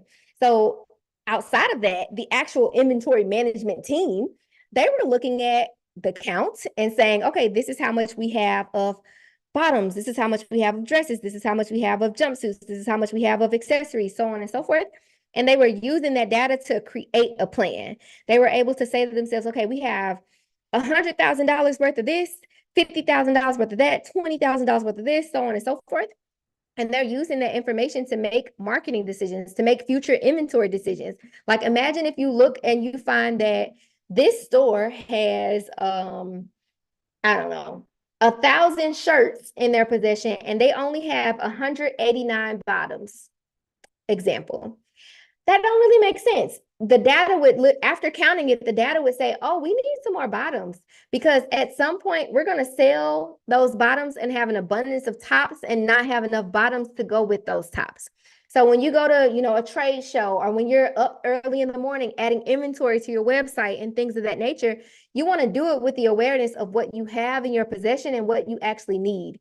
Yes, your business has needs, because if you can look at your inventory reports from, or not, your sales reports from, let's say, the last quarter, and you can see, okay, this is what I sold, this is what was left over, so on and so forth, that's going to help you to gauge what you need for the current quarter. If you look at the same period of time last year and see what you sold, what you didn't sell, so on and so forth, that too will help you to understand what you need more of and also what you need less of this year. Imagine if you keep, like, I'm going to use myself as an example. I used to buy a lot of dresses and jumpsuits because I, Jance, love dresses and jumpsuits. My customers do not like dresses and jumpsuits. So I just kept buying them. I kept buying them because in my head, it's like, at some point, I'm going to get a jumpsuit that y'all love. At some point, I'm going to get a dress that y'all love. And every now and then, they get a little dress that they love and a jumpsuit that they love. But then I end up with a whole bunch of dresses and jumpsuits that I have to discount, that I have to mark down, that I can't even sell. Some of them I didn't even get to sell because my customers didn't want them. But if I had taken the time to look at my actual data and look at my inventory, I would have been able to say to myself, girl, dresses and jumpsuits don't sell for you. Stop spending money over there and put the money towards the matching sets and the bottoms and the tops. That would have made so much more sense. So again, when you know better, you do better. And learning how to read that data is really important. And sidebar, if you're in my monthly membership, tomorrow we're actually having a quarterly planning session where I will be teaching them, as I always do every quarter, how to read their data to create a plan for quarter 3. Okay, let's continue. So those are not all the roles. The roles get a little bit deeper. They get a little steeper. They get a little more important as you go into go deeper down the pipeline of roles and responsibilities. So sales manager. At some point, I became a sales manager. I started as a sales associate, and then, I got from part-time to full-time, so on and so forth. Eventually, I became a manager, and that came with a lot more responsibility. Basically, there was money attached to my name. Like, I had to make sure that I contributed a specific percentage of revenue to the business. So if they said, this month our goal is $100,000, they might have been like, okay, and 20% of that is yours, Jan. 20% of that needs to come when you are the manager on duty, period. Prior to that, I wasn't thinking about how much money the store made. I didn't care. All I knew was what I got paid. I knew that I got paid my little hourly wage. I clocked in, I clocked out, so on and so forth. Now I got to actually think about money. Oh, while I'm here from 2 to 9, we got to make $5,000, friends. I'm on everybody's neck because I'm not losing my job, and also I need a bonus because they said if I make my goal, I'm going to get a bonus. So when you think about your business, you're the sales manager 9 times out of 10, and you need to be managing your sales. You need to be actually having a sales goal and monitoring your progression towards meeting your sales goal weekly, monthly, quarterly, yearly, so on and so forth. So in traditional retail, the sales manager is overseeing a sales team or the team, or helping to oversee them. They're setting sales targets, or they are being given a sales target. They're helping to train staff, potentially. They're ensuring excellent customer service. So I had to not only contribute sales, I had to manage a little team of people when I was on the manager on duty. I did not like it. I will not lie to y'all. The responsibility was, whew, Lord Jesus. And now here I am online as the e-commerce sales manager of my business. And I'm managing the online sales team, AKA myself, but I'm gonna go deeper there in just a second. I'm setting my own sales goals because who else is gonna do it? I'm analyzing my own sales data because who else is gonna do it? But I'm gonna go there. I'm gonna go a little deeper there in a second. Developing strategies to increase online sales and customer satisfaction. That is my role as the sales manager. Now, here's the cool part about online sales. I like to think of all the things in my business that can create sales as sales managers. So Klaviyo, I think of it as a sales manager because it needs to contribute a specific percentage of sales to my business every single month. Now, yes, I got to log in there and, set up some campaigns and whatnot.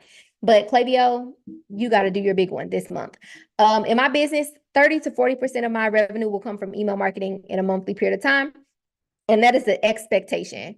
So I am not saying to myself, oh, my emails aren't working or whatever. Or I'm not asking myself or telling myself like, oh, you already sent your weekly email. I'm only looking to see how much money Klaviyo made me in this window of time. Are we on track for Klaviyo to contribute whatever percentage I said Klaviyo was supposed to contribute? If not, we got to send some more emails. Same for text marketing, same for Instagram, same for Facebook, same for my mobile app, same for pay ads. I'm looking to see what are you contributing here? Because if not, we gotta fix something. We gotta look at this. We gotta alter something. We gotta change something. But you got to contribute, friends. So I think of all of those as sales managers. And then as it pertains to analyzing sales data, initially I was the only person analyzing my sales data, but then I got an accountant. Guess what they do? Analyze my sales data. They're not just looking at money coming in and money going out of my business. They're looking at my sales. They're like, well, Jan, you made this amount of sales in this window of time, but then it decreased by this percentage in this window of time. What happened? So now I got to go back and look and see, we're looking together. What happened? They're looking at my inventory and they're like, okay, well, we can see that you sell more of this and less of that. But even though you sell less of this, it contributes a higher percentage of profit. They're looking at things that I didn't know that I needed to look at beforehand. Now I know that I need to look at it. And then I eventually hired an inventory manager. So, well, not manager, inventory strategist, let's say that. And she is looking at my numbers in a different way than my accountants. My accountants are looking at it from more of a money standpoint. My inventory strategist looks at it from an inventory standpoint. So she's also looking at the sales, but more so looking at the sales from an inventory perspective. And she's saying, okay, Jance, I can see that this percentage of your sales came from bottoms, this percentage came from tops, this percentage came from dresses, so on and so forth. So I always give the example of one time after she does that, she gives me a plan of what to buy. I didn't have to think about what to buy. I still got to choose the styles, but like how many dresses, how many bottoms, how many tops, so on and so forth. She's using my data to help me determine that. I'll never forget the time she gave me a report that said, all right, Jan, so based off of my findings, you need 600 pairs of sweatpants and you need 27 dresses. And I was like, what? This is crazy. But the lady knows what she's talking about because I went and did exactly what she said. I had never bought that many sweatpants at a time. I went and bought the number of sweatpants she told me to buy. I chose the colors myself and all of that good stuff. I chose 20, I think I got like 24 dresses. So like what would that be? Four packs of dresses. And I got, I don't know how many packs of bottoms. Those did not sell in 30 days. That was the point that I want to make here. It was not a case of you need 600 bottoms to sell this month. It was, hey, Jen, this is what we set our goals for the month, for the quarter, for the year, so on and so forth. If you just go ahead and buy 600 of them today, your sales are going to stay consistent. Your conversion rate is going to stop dropping. This is going to work out. And it worked out. I'm not going to lie to y'all. It worked out like almost to the penny. I was in shock. Okay. The lady knows what she's talking about. Things that I would have never known because I just didn't know that I needed to know. I didn't even know that there would be somebody in retail that would handle inventory related decisions in that manner. Didn't know. I don't even remember how I learned that she was a person. I don't know. But I am so grateful for her because she helped me to be a better sales manager. I was now able to say, like, I understand where my sales come from, where my sales should be coming from, and not making random feelings-based decisions. I just make database decisions at this point. Her name is Darlene Mitchell. If you send me a DM, I'll send you her information. The membership is $29 for your first month, and then it's $47 a month after that. Do you still use her? Not at the moment, no. I'm rebranding my business, so I haven't been doing anything in my business this year. So it didn't make sense for me to be paying her because I'm not selling in the way that I typically would. But once I'm back up and running, yes, ma'am, I will be right back in Darlene's arms. All right. So the next one is store manager. So eventually I became a store manager. I went from being a sales manager to assistant store manager, and then eventually a store manager, which means that I oversee it all, which is us. We oversee it all. Unfortunately, though, we're not actually seeing it all, or most people are not actually seeing it all.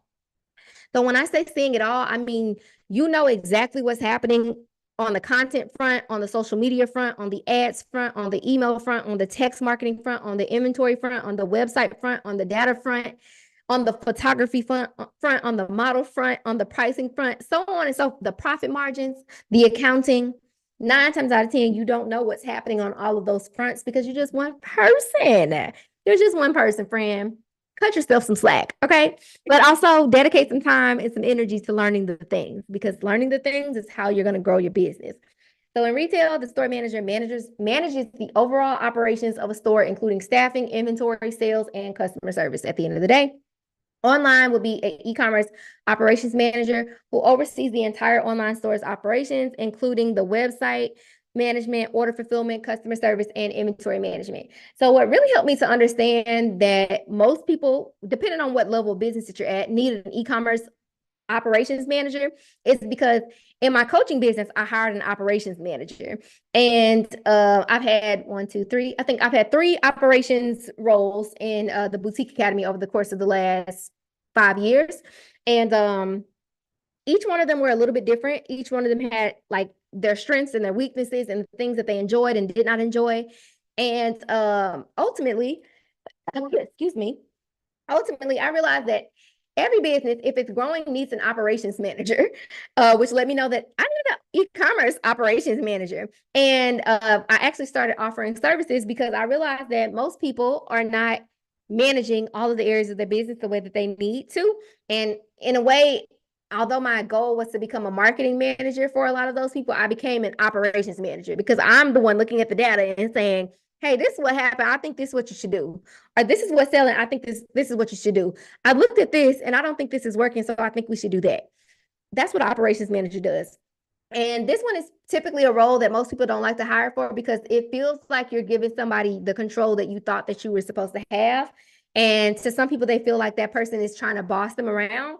But in all honesty, you're just giving away the things that, technically speaking, you're probably not that great at. Like I gave away hiring, firing. Child, I don't want to fire nobody. I just don't want to have the conversation. I put somebody in place to do those things. Hiring, I don't want to do that either. Honestly, I don't want to interview a bunch of people. I don't want to have to go through all these applications and stuff. I don't got time for it, babe. Can you do it for me? Creating SOPs. A SOP is a standard operating procedure because at some point you're going to want to hire somebody and you're likely going to want them to do it exactly how you've been doing it, or you're going to want them to do it a specific way. So you need a standard operating procedure that you can hand over to them when they start so that you don't have to like actively train them all the way through this situation. These are things I did not know that I needed. I didn't know that I should have been documenting my processes. I didn't know I should have been recording my screen when I was doing things so that at some point when I hired help, I would be able to just hand them what I had already done and they could start, day 1 doing their job well versus it being day 60 and we're still trying to figure out what the heck to do. That don't make sense, right? So eventually I got a operations manager for the coaching business.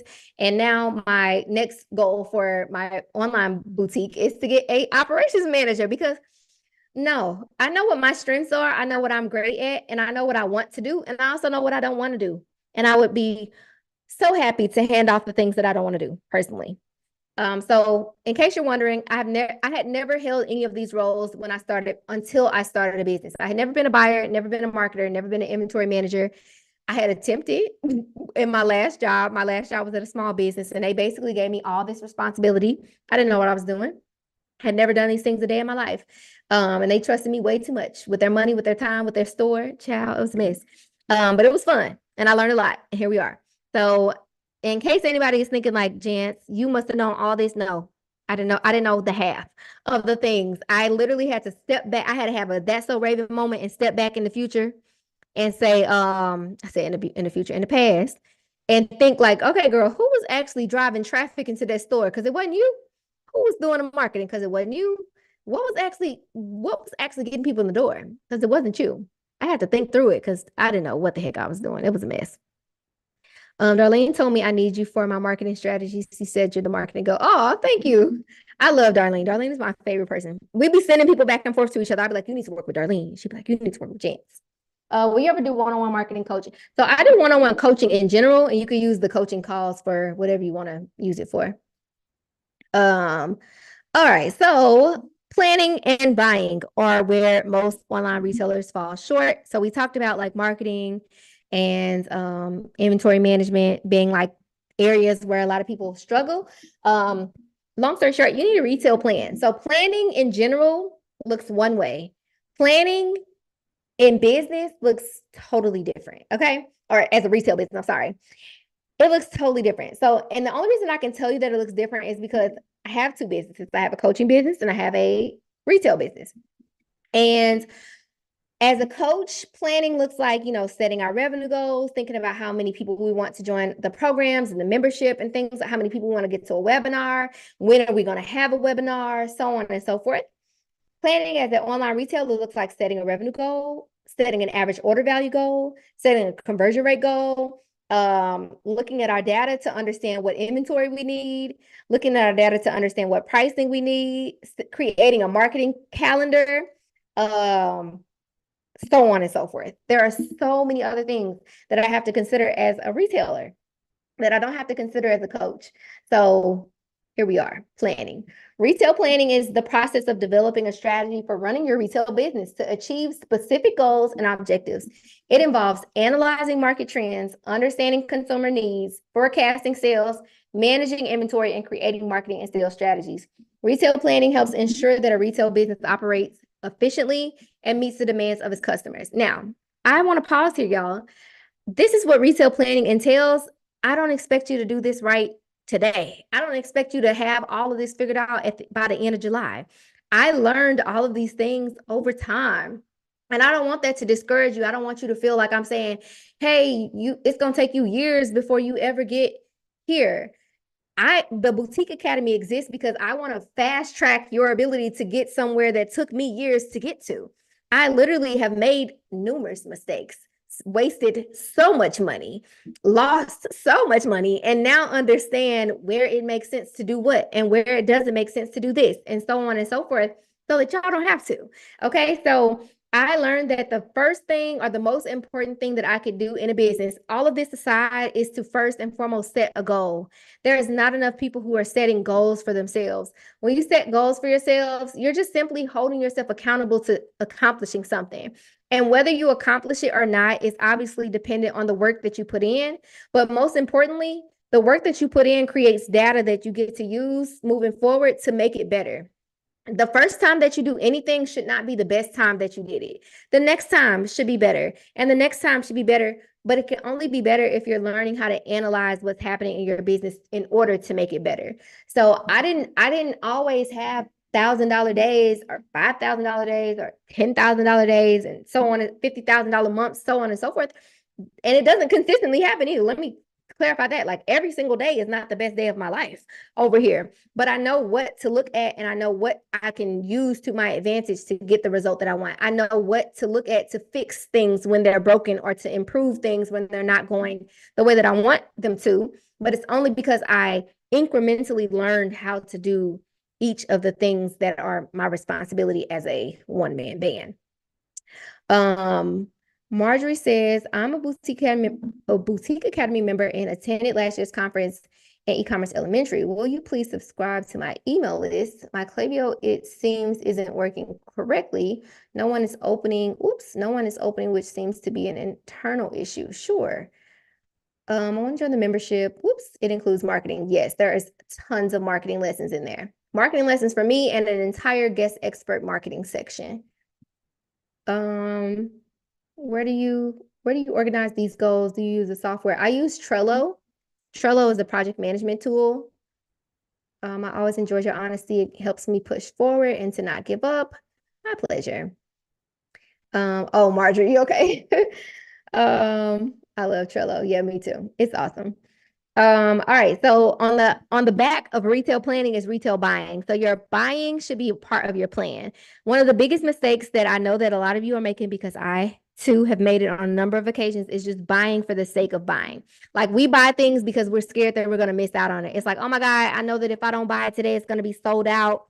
But your data may be screaming at you and telling you, hey, you don't need any new inventory because you got $15,000 wrapped up in unsold inventory. You need to be figuring out what you need to do to get this $15,000 back, friend. Or your ABC analysis is saying you got $12,000 in inventory in here that's making up 5% of your sales. You need to figure out what to do with that. And the moment that you add a new piece of inventory to your store, if it doesn't immediately start selling, it also gets added into your C grade inventory. So the best thing that you can do is figure out how to get rid of some of that C grade inventory before you put some more inventory into your into your business. So retail buying is the process of selecting and purchasing products to sell in a retail store or online shop. It involves understanding market trends, customer preferences, and financial constraints to ensure that the right products are available at the right time and the right price. So I'm going to go more in detail here, but I just want to emphasize financial constraints. There are a lot of business owners who are putting further financial constraints on their business because they just keep spending money. And they think that the next thing that they're buying is going to be the thing that takes off, or the thing that's going to like be the right thing for the business. But that doesn't fix your business. Like, one thing may sell, but your business is still suffering at the end of the day. Not enough times do we look at the bigger picture. Your business has a retail value attached to it. And then every product type and then every individual product style has an inventory value attached to it. Same for profit margins. So while you may sell out of something that is new and that looks cute and cool to be able to say you did, your business is saying, hey, yeah, that's cool. You sold your 6. However, you got 600 products over here that have not sold in 8 months. What are we going to do about those? Your profit and loss statement, or the accountant that you're going to hire at some point, they're going to say, so what's going on with all this inventory that it looks like has been here since late 2023? What's going on here? Or they're going to say, okay, so we're looking at your bank statements and we can see that you spent this amount of money on inventory in 2023, and you've made this amount of money in 2024, and the money that you made in 2023 combined with the money that you made in 2024 doesn't even account for the money that you spent on inventory last year. That don't make sense. Okay, got to fix that. So retail buying is the fun part of the business, but it ain't supposed to just keep happening just because it's a part of the business. So this is a roast. You're screaming at me. I'm not trying to be too loud, but I think because it's cute, everybody else should. That's my problem. I feel you. I feel you. That's so funny. Let's see. Tanisha, easy to do. We have to remove our emotions, personal feelings out of decision making, especially when you go to the apparel shows. It's sensory overload. Let me tell you, I can go to a trade show now and be in and out in a couple hours. I'd be like, okay, we're done. I know what my budget is. I know what I was looking for. I know how much money I can spend. I know what quantity I needed. And I'm out, and I will not be back. I do not let them shows overwhelm me no more. Shout out to Darlene. She helped me with that. All right. So this is what retail buying includes or involves. Market research. Number one, this is a thing that I know that most people have never done in their lives. When I created my program, E-commerce Elementary, the very first module is market research, because 9 out of every 10 people that I've talked to have never done market research a day in their life, or they think they've done market research and they have not, in fact, done market research. So studying market trends, competitor offerings, and customer preferences to identify popular and in-demand products. There are so many things that we could be doing for market research to help us make smart buying decisions that we simply just haven't done. Sales data analysis. You want to analyze your past sales data to understand what products have performed well and what hasn't, which helps to guide future buying decisions. Vendor selection. Identify and evaluate potential suppliers based on their product quality, their pricing, their reliability in terms of service. Just to give you an example here, I used to just buy whatever I wanted with no rhyme or reason, no data backing it, nothing. And here I am looking at a product that cost me $22. Meanwhile, my average order value is $37. That don't even make sense, babe. Like, what you doing? You need to figure out what you can buy for the low if your customers only want to spend $37. It makes absolutely no sense for me to be spending 22 if I'm only going to be able to make 37 on average. Now, yes, not every product is being sold for 37, but on average, we collecting about $37 per transaction. A $22 product that I bought, not the smartest decision here. Product selection. You want to make sure you're selecting products strategically based on data and trend analysis. Let's see. Next is negotiation. Negotiate with your suppliers to get the best prices, payment terms, and delivery schedules. I will say this is not easy if you're buying super limited quantities. When you're buying a lot is super subjective. That could be, 4 packs at a time. It could be 40 packs at a time. But the smartest thing you can do is ask. Just ask, like, can I get this for $1 less? If it's $16, ask if you can get it for $15. See what they say. The worst they can say is no. Best they can say is yes. Order placement, obviously placing orders with selected suppliers, ensuring that the quantities and delivery times align with your sales forecast and inventory needs. Emphasis on inventory needs. If I have set a revenue goal for the month, let's say I set a goal to make $10,000, the first thing that I would want to do is look at my current inventory to see what the retail value of that inventory is.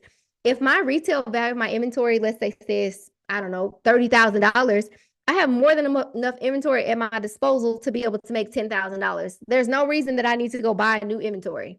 My inventory that is currently in my possession can help me to make this goal. Now, it probably needs to get marked down. I probably maybe won't be able to sell it at full price. Maybe I've had it too long, but I have more than enough inventory to be able to make my goals. So you want to make sure that when you're setting or when you're getting ready to buy inventory, that you're buying with your sales forecast and your inventory needs in mind. Inventory management, monitor inventory levels to ensure that stock is replenished and in a timely manner without overstocking.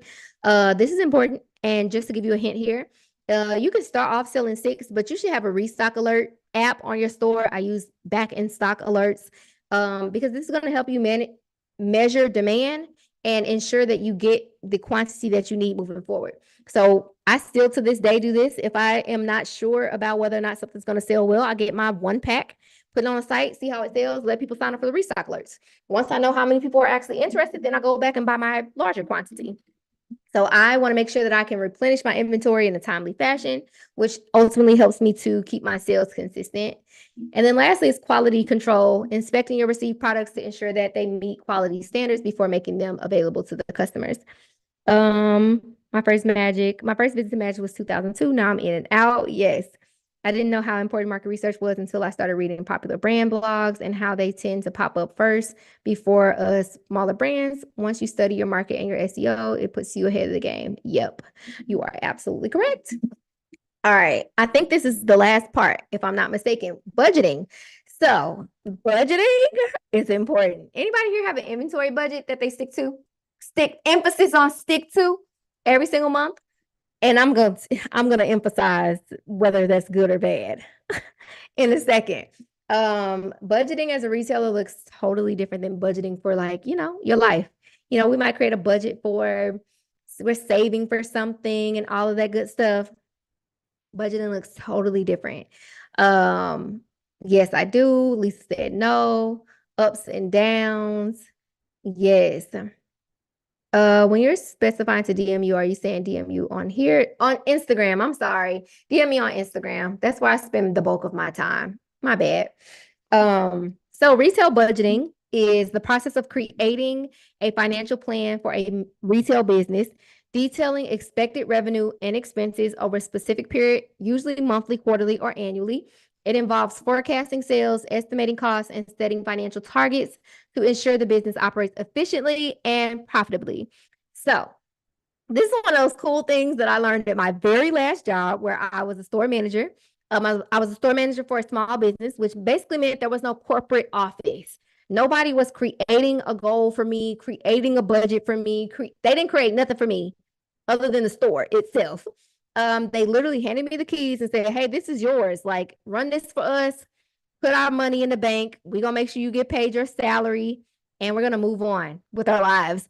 They trusted me so wholeheartedly. It was the craziest thing I still have done in my life. And I had to figure all this out myself. And one of the things that I learned was what a budget looked like as a retailer. So when we're budgeting for our regular life, we're like saving, right? We're like, I'm budgeting I'm budgeting for whatever bills you got and so on and so forth. But retailers budget for like periods of time. They budget for like a whole year. They budget for like what they're going to spend money on, what they think their profit is going to be month by month, quarter by quarter, so on and so forth. Like, they're literally planning all of this in advance. And 9 out of every 10 retailers are not doing that because they don't know that they should, which is what we're going to talk about in our quarterly planning session tomorrow inside the membership. So let me tell you a little bit about budgets. So budgets are the financial representation of a company's strategic plan. So sure, you may have like your plan as far as new arrivals and, when you're going to send an email and what time you're going to post and all of that good stuff, but you need a strategic financial plan. And that's where retail budget comes in. So retail budgets are tools for allocating your financial resources and guiding your day-to-day operating decisions. I have an example of what this looks like. So this is an example of what a retail budget might look like. Every single one of them doesn't look the same, but this is typically what they look like. So you would be planning for whatever periods of time. This one is specifically for Q3 and Q4. And at the very top, you can see that those are revenue streams. So they're saying this is how much money we want to make from clothing, from accessories, from footwear, others, and then what the total revenue would be. So we look at July, for example, is saying we are projecting, it's not set in stone. Obviously, they got to actually sell the inventory, but we're projecting that we're going to make $21,630 in July. The next section is their fixed expenditure, which is their fixed expenses, the expenses that don't change. They're set in stone. We know for a fact that we have to spend this money on these things. So they have rent, payroll, utilities, insurance policies, miscellaneous, which I don't know what their miscellaneous would be. But for example, in my business, I have rent, I have payroll, I have utilities, I have insurance. They're set in stone. I know what my fixed expenses are every single month. And that basically tells me that at a minimum, I have to make this amount of money to just cover my expenses, period. So ain't gonna be no, well, I think it can sell if I just do this one more thing. No, if we need to run a sale, we need to run a sale because we have bills to pay, period. I can't be emotional about it. I just got to do what I got to do. So the next section is variable expenses, which is the expenses that fluctuate, the expenses that are controlled by you. So merchandising, marketing, others. So in our businesses, it might be like obviously inventory, paid ads, photography, models, if you got your nails done, your hair done, your makeup done for your photo shoot, so on and so forth. Those are variable expenses, meaning that you didn't have to spend that money. You chose to spend that money. Long story short. Now, marketing might be one of those areas where you're like, I could make it a fixed expense, but at the end of the day, you can also change it. Your fixed expenses are expenses that are truly set in stone. Even if you give yourself a set marketing budget, you still have the control to change that at the end of the day. So like, for example, last year, I significantly cut my marketing expenses down because I stopped running as many ads and I started focusing on affiliate marketing. So I had a set budget for marketing every single month. And then like midway through the year, I cut it in half because I didn't want to spend that much on marketing anymore. So after you've budgeted all of what you want to make and what you think you're going to spend, you're going to end up taking your planned revenue and subtracting your planned expenses, which is going to tell you your potential profit, which is in this case, $9,590. At the very bottom of here, it has taxes, and they are projecting potentially how much they're going to have to pay in taxes. For whatever reason, it's $240 down here. So that gets subtracted from the gross profit, which leaves them with a net profit of $9,350. Every one of us can do this. The problem is most people aren't disciplined enough to say, hey, I'm not going to go below or beyond this number. Like you actually have to sit down and tell yourself, I am going to plan this out and give myself something to stick to. As far as planning the revenue, this is going to take some looking at your past sales history to make an educated guess around how much money you potentially could make. Not just choosing a random number off the side of your neck because it sounds good. You're saying, hey, I've made this amount in a July before, or I made this amount last month.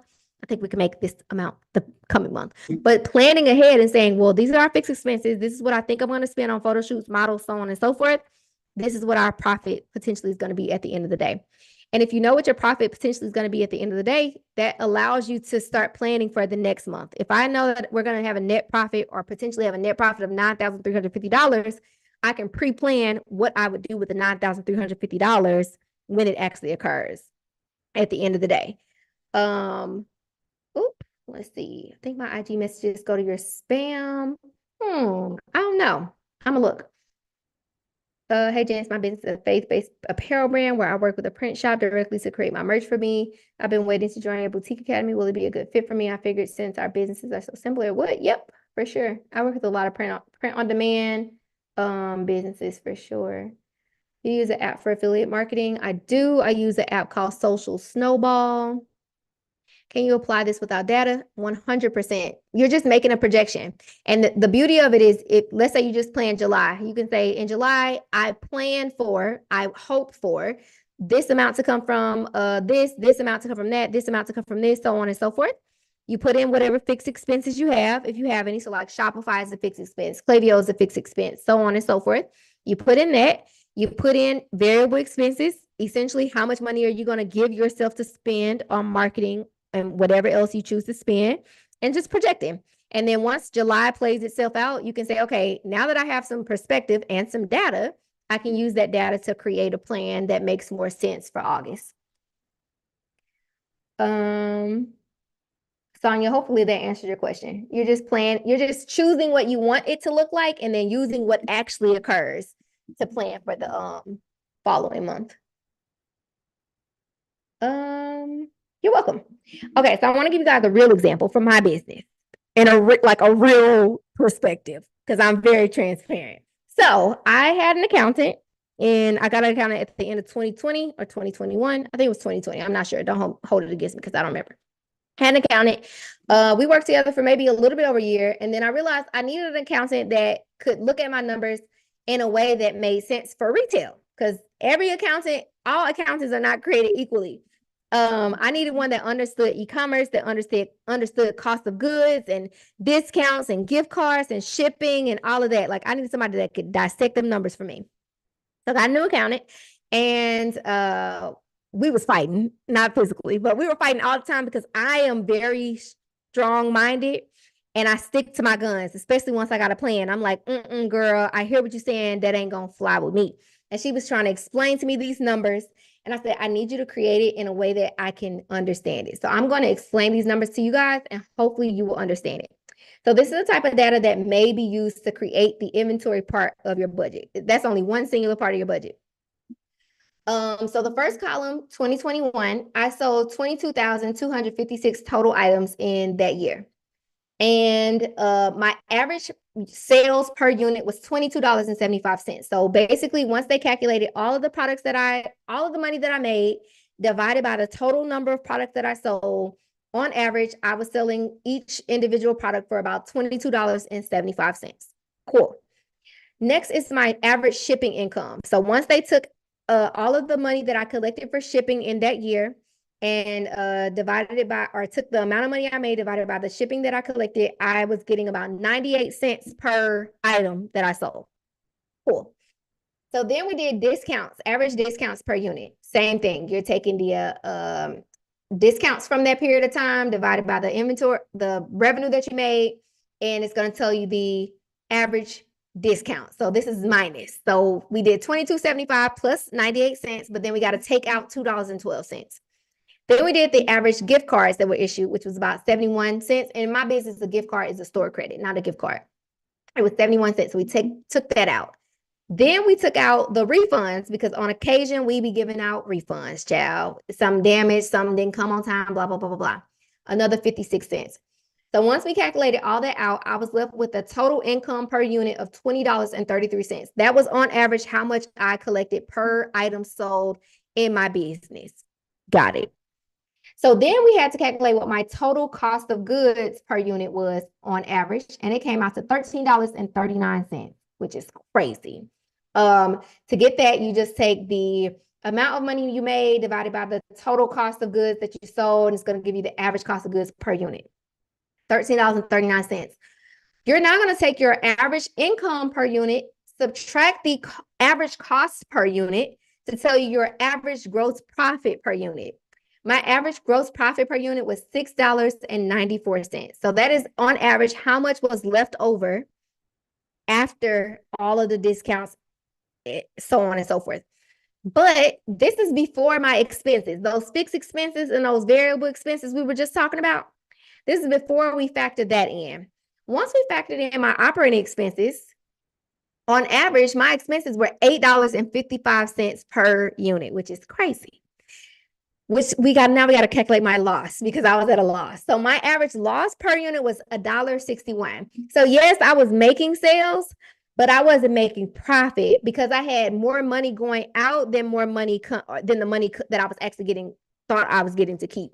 Whereas it looks like I was keeping $6.94 per unit sold on the inventory. Once we factored in the Shopify, the Klaviyo, the ads, the photo shoot, the rent, the utilities, and so on and so forth, I was coming out to about $8.55 in cost expenses per unit, and that didn't fly. So I was left with a negative $1.61. So then we went into 2022 with a new understanding. I'm like, okay, girl. So this was up until November 30th. So I sold less products, 13,087. My average sales per unit was $21.90. So it went down a little bit, but my shipping income went up because I fixed my shipping. It was set up incorrectly, and it just didn't make sense. I won't say incorrectly. It didn't make sense previously. So I went from collecting an average of 98 cents per unit to $2.08, and that's profit. So that's after we paid for the actual shipping label. I had $2.08 left over to keep in my pocket. Praise the Lord. We take that. My discounts went up though because the economy started to shift in 2022. So my discounts went up to $3.03, but my gift card issues went down, which is good. I wasn't doing as many store credits, and my refunds went down as well. It went down by 20 cents. So my total income per unit was $20.43. I was making about 10 cents more per unit, which is good. I went up. I did good work. That is what that tells me. My total cost per unit went down. It went from $13.39 to $11.29, mostly because I had Darlene in my pocket to help me make better, smarter inventory decisions. And I was not overbuying, and I was not buying things that did not make sense for my business anymore. So my gross profit per unit went from $6.94 to $9.14. I was doing my big one. I was collecting more profit per unit sold. Here's where I was still going wrong. Operating expenses. My expenses went up almost $4. My rent didn't go up. My rent was the same. But this was a year where I heavily invested in my business, not the inventory. I was making real smart inventory decisions. I was making smart pricing decisions, smart discounts, smart. Everything was smart at the top. Top line, smart girl. Bottom line, I wouldn't even say I was not being smart. I was investing very heavily, so I had a very clear understanding of why my expenses were higher. The accountant that I got cost me more money per month. I went from having a $1,200 a month accounting bill to having like a $2,500 accounting bill, if I remember correctly. I invested more heavily in photo shoots. I went from having an occasional photo shoot here and there to having a photo shoot every single month, which meant I had to have models every single month. I think I spent more on ads because I was investing in growing my customer base versus trying to like drive as many sales. So long story short, I was very clear about why the numbers looked the way that they did at the end of 2022. I was not clear about why the numbers looked like they did in 2021. I didn't know what was going on in 2021. I said, what y'all mean I'm in the negative? Help me make sense of this. So 2022, I think that was the first year where I started to understand like paying myself, what operating expenses actually even were. It was the first year where I truly like budgeted. I started using the profit first method, where my revenue all goes into one account, but I don't leave it there. The big mistake that I was making prior to 2022 was that all of my money came in and out of the same account. Now all of my money goes into one account, and then it gets allocated into different accounts for different purposes. So there's a marketing account, there's an inventory account, there's a tax account, there's an operating expense account, and I'm no longer confused about why I don't have money. Or there's not times, let me even say, I won't say confused. There's not times where I don't have money to pay this or money for this. I always have money for it because I allocated money appropriately for the right purposes. Let's see. Can you show this previous slide for a second? I want to take a pic to replicate. Yep. So I'm sitting over here like, do I really want this business for real? I'm gonna come back to that in just a second. I love that you mentioned that. Lisa said that's a valid thing to think about because it's work for real. I got a lot of work to do. Yep. 2 years later, and I'm still a hot mess. I'm still a hot mess. I'm not gonna lie to y'all. I'm not perfect. I was on a call earlier today and I kept telling the girl, I'm a hot mess. I'm a hot mess. So I love that you mentioned that. Who was that mentioned that? Tanisha. I love that you mentioned that because again, I'm not here to sugarcoat nothing. It is very hard, but what I will say is that every business is hard. I got three. I have three businesses. They're both hard and they're hard in different ways. And they have seasons of hard. And I think the hard usually is more dependent on what you do and do not know. For example, business was hard because I didn't have the right accountant. I didn't have an inventory manager. I was literally just making decisions based off of vibes and feelings.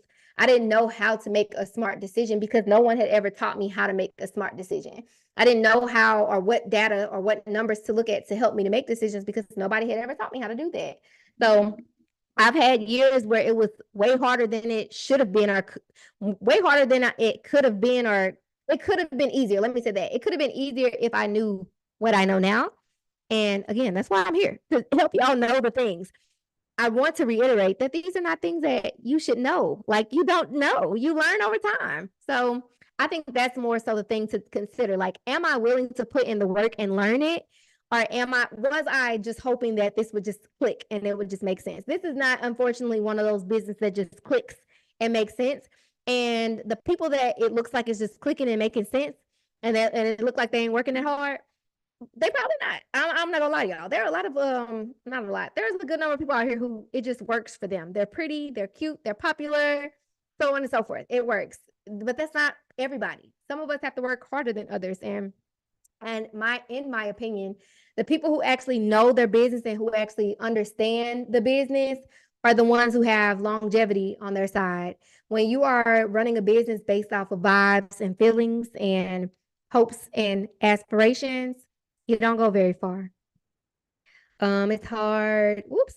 Let me see. Said it's hard working a 9 to 5 too. Listen. Yep.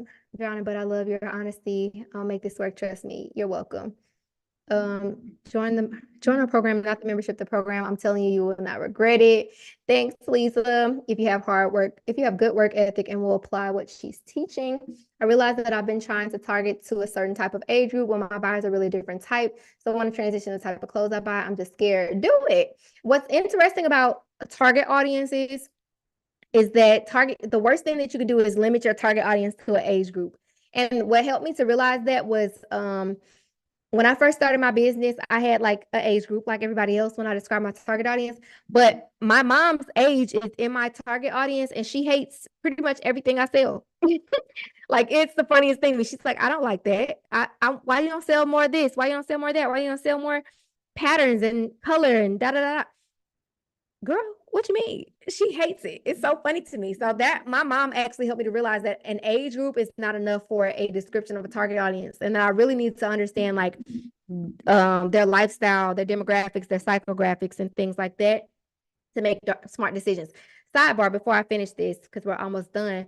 One thing that I will say, guys, is that a lot of this is as simple as just making a decision and standing on it. I think that that's what a lot of people struggle with, a lot of business owners struggle with, is just making a decision, because we're so focused on wanting to make the right decision, not realizing that the right decision doesn't exist yet. The right decision exists in some data that you haven't created yet.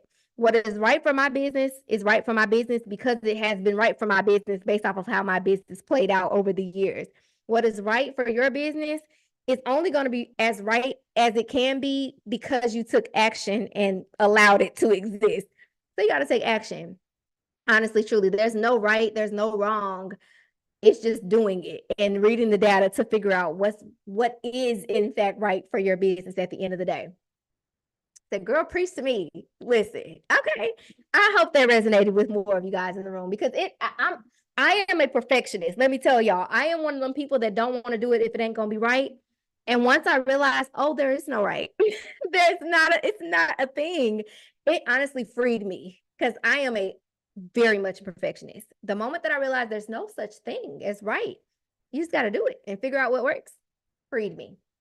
Me currently said, right, who knows, because the data hasn't been created yet. Exactly. I've been freed.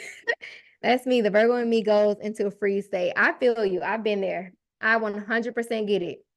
Most of us need to stop focusing on watching other boutiques and what they sell versus figuring out what works for us. Exactly, Rashida. Yes, exactly that. And I too was guilty of that. When I first started, I was looking left and right all day, every day. I would be like, oh my gosh, she has this. Let me go see if I can find it. And then I would find it and I would be like, okay, she's selling it for $70. I don't think I can sell it for $70. I'm gonna sell it for $50 instead. And then here I am with a $50 item that probably should have been $70. Fearful that I couldn't sell it for $70. It ain't selling either way at $50. I'm looking crazy. I had to learn to stop looking at other people and just make decisions for myself. Make decisions with my target audience in mind. I guarantee you it will change the game for you. All right, let's keep going. So performance measurement, or why budgets are needed. I'm sorry, but budgets are probably one of the most important out of all this. Like, I can teach you inventory and pricing and website design and content and all that stuff. Yes. But if you only got a budget at the end of the day, none of this is going to stay consistent. So when I was saying, like, retail businesses have budgets for extended periods of time, it's not just to have something written on paper and say that you have it. It's more so for you to keep your sales consistent.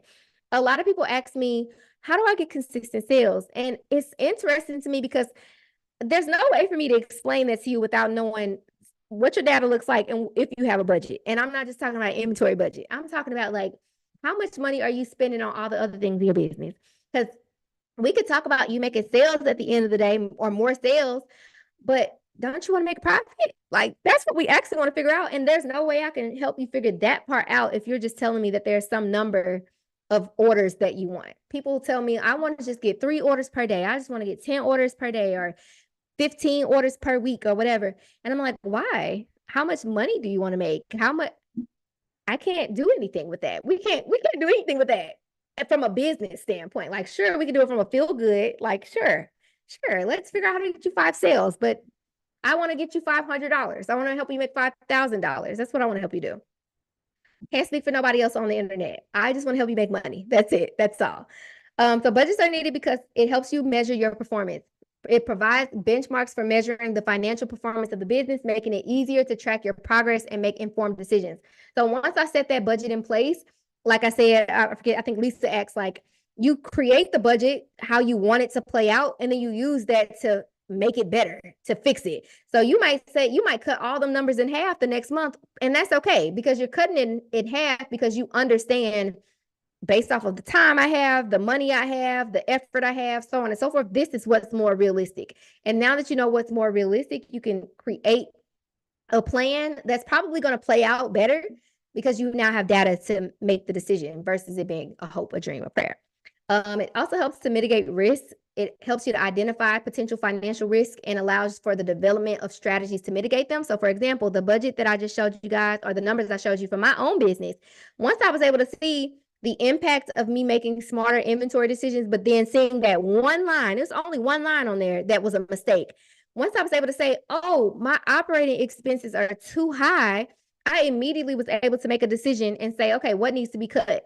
What is too high? Where am I spending money every single month that I don't need to actually be spending money? Like, I had so many Shopify apps and subscriptions to, like, online websites and stuff like that I didn't need. And it was coming out of my bank account every month, ultimately decreasing my profit, and I didn't even realize it.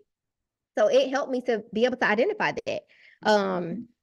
Decision making, it aids in making informed decisions regarding spending, investments, expansions, and other financial commitments. And then cash flow management. You need cash, friend. Cash and sales are not the same thing. And I will not go too deeply here, but that number that shows up on your Shopify screenshot, that's your sales, that's your revenue. It is a representation of inventory that you sold. It is not a representation of cash that will land in your bank. And the reason that it is not a representation of cash that will land in your bank is because we got to take out things like processing fees and shipping fees and we got Afterpay and Klarna and Sezzle and so on and so forth that take like 6% of your sale and whatnot. That number is not the cash that's going to land in your bank account. And then on top of that, if you got money coming out of the same bank account that the money is about to come into, the cash is not going to weigh out the way that you want it to or that you expect it to at the end of the day. So having a budget is going to help you manage your cash flow, ensuring that the business has enough cash flow to meet its obligations and avoid financial shortfalls. And a financial shortfall is you having bills that you knew that you were going to have and you ain't got the money to pay them. If I created the budget, I know how much money I need to make to actually cover those expenses at the end of the day. Woo! All right. So how do retailers make money consistently at the end of the day? Well, friend, they doing a lot of work. I ain't gonna lie to you. I am doing a lot over here to make sales consistently. But the cool part about retail, again, is that you just got to make decisions. And a huge component of For lack of better words, a lot of people's failure or lack of growth is that they're making bad decisions. That's it. You bought the wrong inventory. You priced it wrong. You chose not to run a sale when everybody else was running the 4th of July sale. You didn't run the 4th of July sale. You had the option to send more emails. You chose to send one. You had the option to post more. You chose to post once. You had the option to do whatever, and you didn't. A lot of this is decision making. And one of the big decisions that really helped me to grow my business substantially is making the decision to not buy my inventory wide and to start buying it more deep. Basically, what that means is that I stopped buying, collections of 15 different styles, and I started buying collections that were like 4 or 5 styles. And instead of me having one pack of 15, I would have 3 packs of 5 things instead. And that helped keep my sales consistent because number one, there's not a single customer who's going to come to your website and want one of everything. It's not a thing. And it's a lot easier for you to get them to want one of everything when there's only 3. There's 3 brand new options for you. It's even easier for you to get them to want that thing when they coincide with one another. It's a whole little outfit. I need all of it. I started to realize that I was making decisions that were so feelings based, and it was just pushing me further and further down in the hole financially. I had so much inventory that wasn't moving. And I was also missing out on a lot of sales because I was buying my inventory so wide that I only had 6 of everything. And I had all these customers visiting the same product page over and over again, and there was no inventory to be bought on that product page. So when I started buying it deep, I had my sales stay consistent longer because the inventory was still there for a longer period of time. So we go back to when I was saying Darlene made me buy those 600 sweatpants at one point. She made me buy 600 because she looked at my data and could see every time you dropped sweatpants, and let's say I had like, I don't know, 24 of them, even 54. She was like, every time you dropped sweatpants, your sales were high. They were consistent. And then as soon as they sold out, your sales dropped.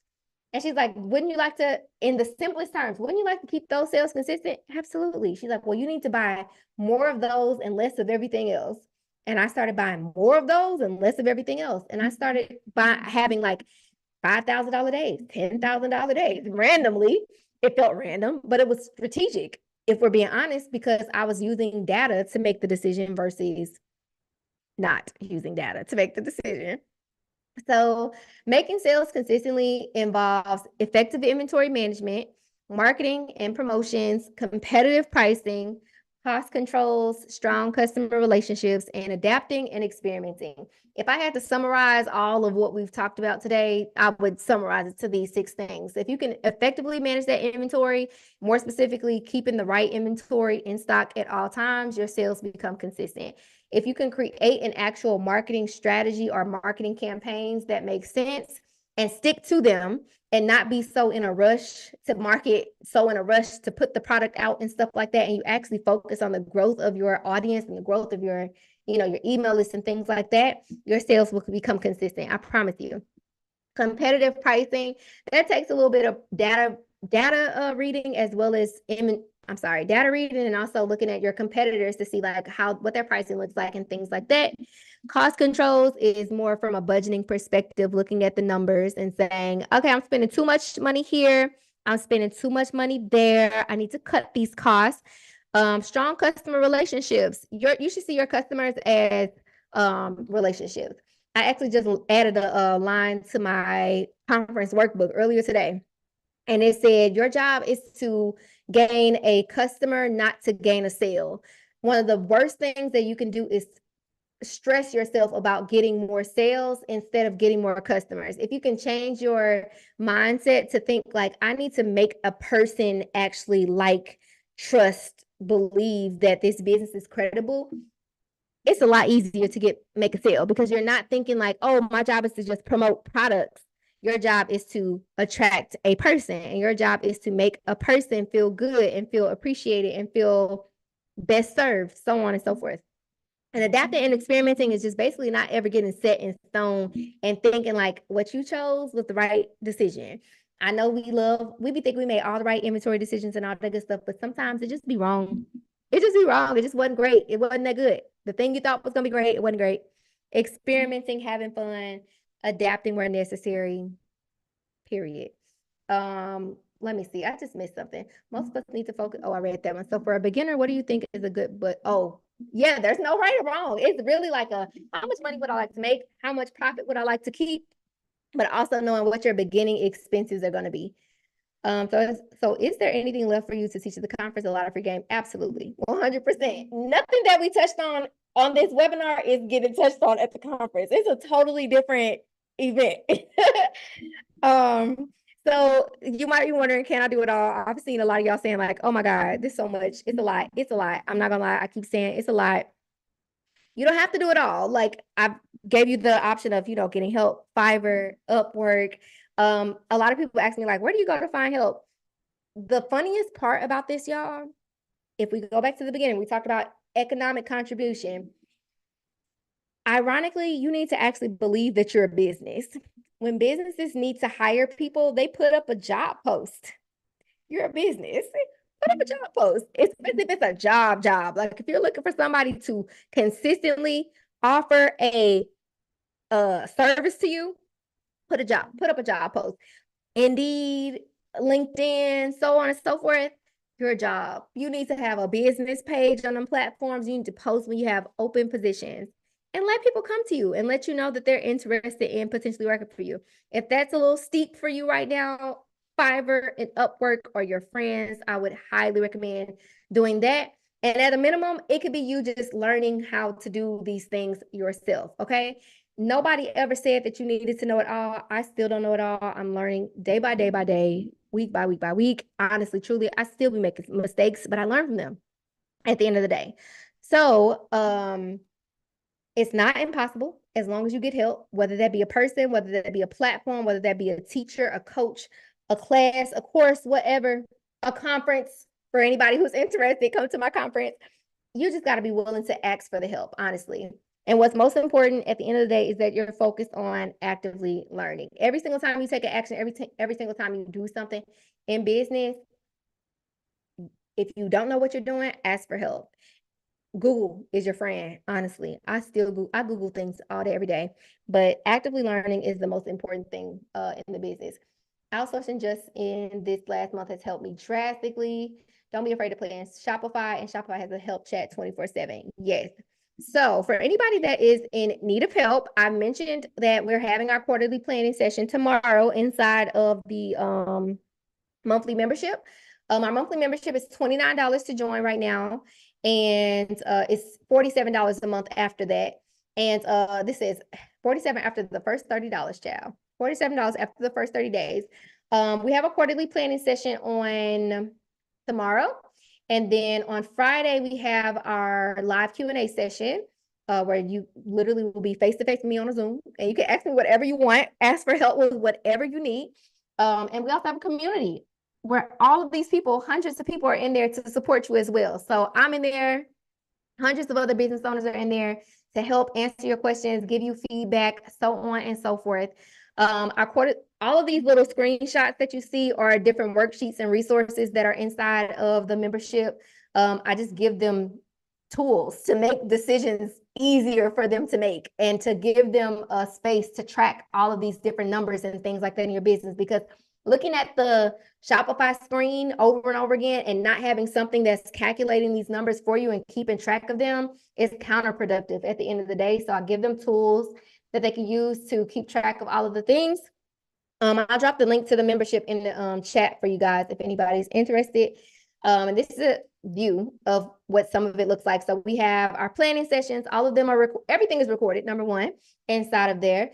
So our quarterly planning sessions, we do every quarter. And then at the end of the year, we do an annual planning session. So after this one, our next one will be an annual planning session where we will plan for 2025. It's crazy that it's almost here. We have a guest expert section, and they're divided by topics. So we have a whole section of marketing experts, whole section of content experts. You can see all of our upcoming events, all of the resources and downloads and things like that. And they're all available to you immediately when you join. It's not like it unlocks after a certain amount of days or nothing like that. It's all available. And a lot of the people that have come in to be guest experts are people that I've worked with at some point, people that I've paid thousands and thousands of dollars to help me are giving you information for $29. Okay. So that is inside if anybody's interested. Let me put the link in the chat before I forget, because I will definitely forget. The ABC analysis is in reports in Shopify. So everybody, if y'all have never, if you go into your Shopify and click on analytics in your what's that thing called? Click on analytics in your menu. Underneath analytics is reports. Click on reports, and the reports are going to show you a multitude of things. In reports, you'll see ABC analysis. And I would also recommend checking out sell-through rate by products. That's a really good one to look at as well. I just put the link to the membership in the chat if anybody wants to join. And if you have any questions, let me know. The quarterly planning session tomorrow starts at 6 p.m. Eastern, and it will be recorded. And these are not little short calls, y'all. I wish they was. I wish these calls were short, but they are not, because it takes time to plan. So we will be going through how to look at your data, how to interpret it first things first. And then the second part of that is creating a plan using that data. So we're talking about setting goals strategically, not just revenue goals, but marketing goals as well. And then creating a plan of action. So we'll talk about your profits thus far for the year. We'll talk about your plans for the rest of the year, for the rest of the quarter. July, August, September. So no, this won't be Black Friday. We'll have a separate Black Friday class. Do you still have the course on Klaviyo merging into Shopify? I have a Klaviyo course. It's the course tells you how to integrate it into Shopify, but the course itself is about how to set up your Klaviyo account. I'll see you tomorrow on Friday. Yes, ma'am. FYI, she's amazing. And if you have any questions during our meetings, you can ask and believe she will help you. She's amazing. Has been a blessing to me. Thank you, Louisa. I appreciate that. April, the affiliate app is called Social Snowball. I'll type it in the chat for you guys. Social Snowball. I want to say it's not free. I want to say it's like $99 a month, just to be transparent. But what word am I looking for? When I started using Social Snowball, it was when I decreased my ad spend. So me spending $99 a month compared to the thousands I was spending on ads, I was like, I'll take that. You have no idea how much I needed this. I'm excited to join. I'm excited for you to join us. It's a good time. Anybody else have any questions? And they are not capped. I've seen them and recognized them all. So funny. Thank you very much for this information. You're welcome. You're so welcome. Let me scroll to the bottom. Oh, I put it in the chat. Hold on, I'll put it in the chat one more time. There you go. I just put it in the chat for you. And hold on, I'll show you guys the inside of it, because on the last webinar, I showed them the inside of the membership. So I will show you guys the inside of it. 2 seconds. Stop share screen. Do I have it up? Hold on. And keep dropping your questions if you have them. Share screen.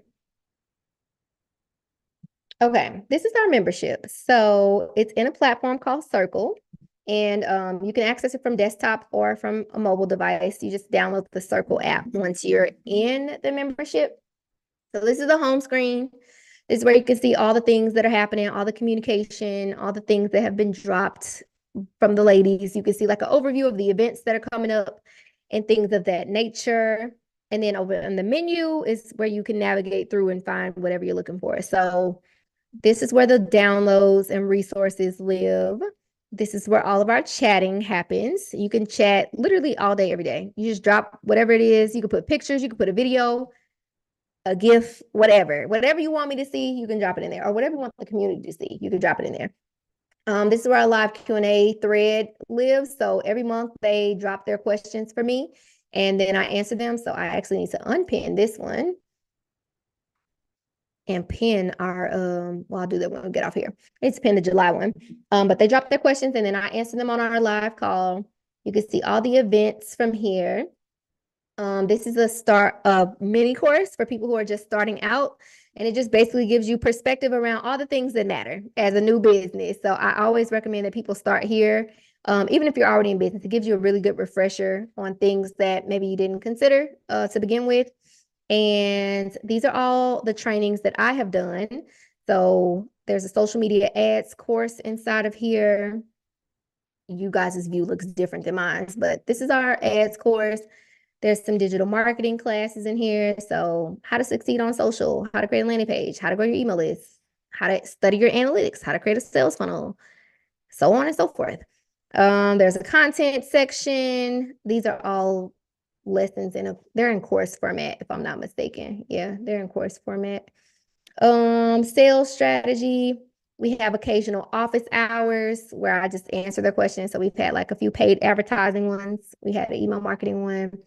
These are all the miscellaneous things, previous webinars and things of that nature. And then this is my current favorite section in the membership because it's just a bunch of how-tos. Like I get a lot of questions like, how do I do this? How do I add this to my Klaviyo, to my Shopify, whatever? So I just stop what I'm doing and create a little 5-minute video and show them how to do it because a lot of the things that people need help with are literally like a 5-minute task. You just got to ask for the help. So I'd be like, just ask for the help so I can create this little video for you.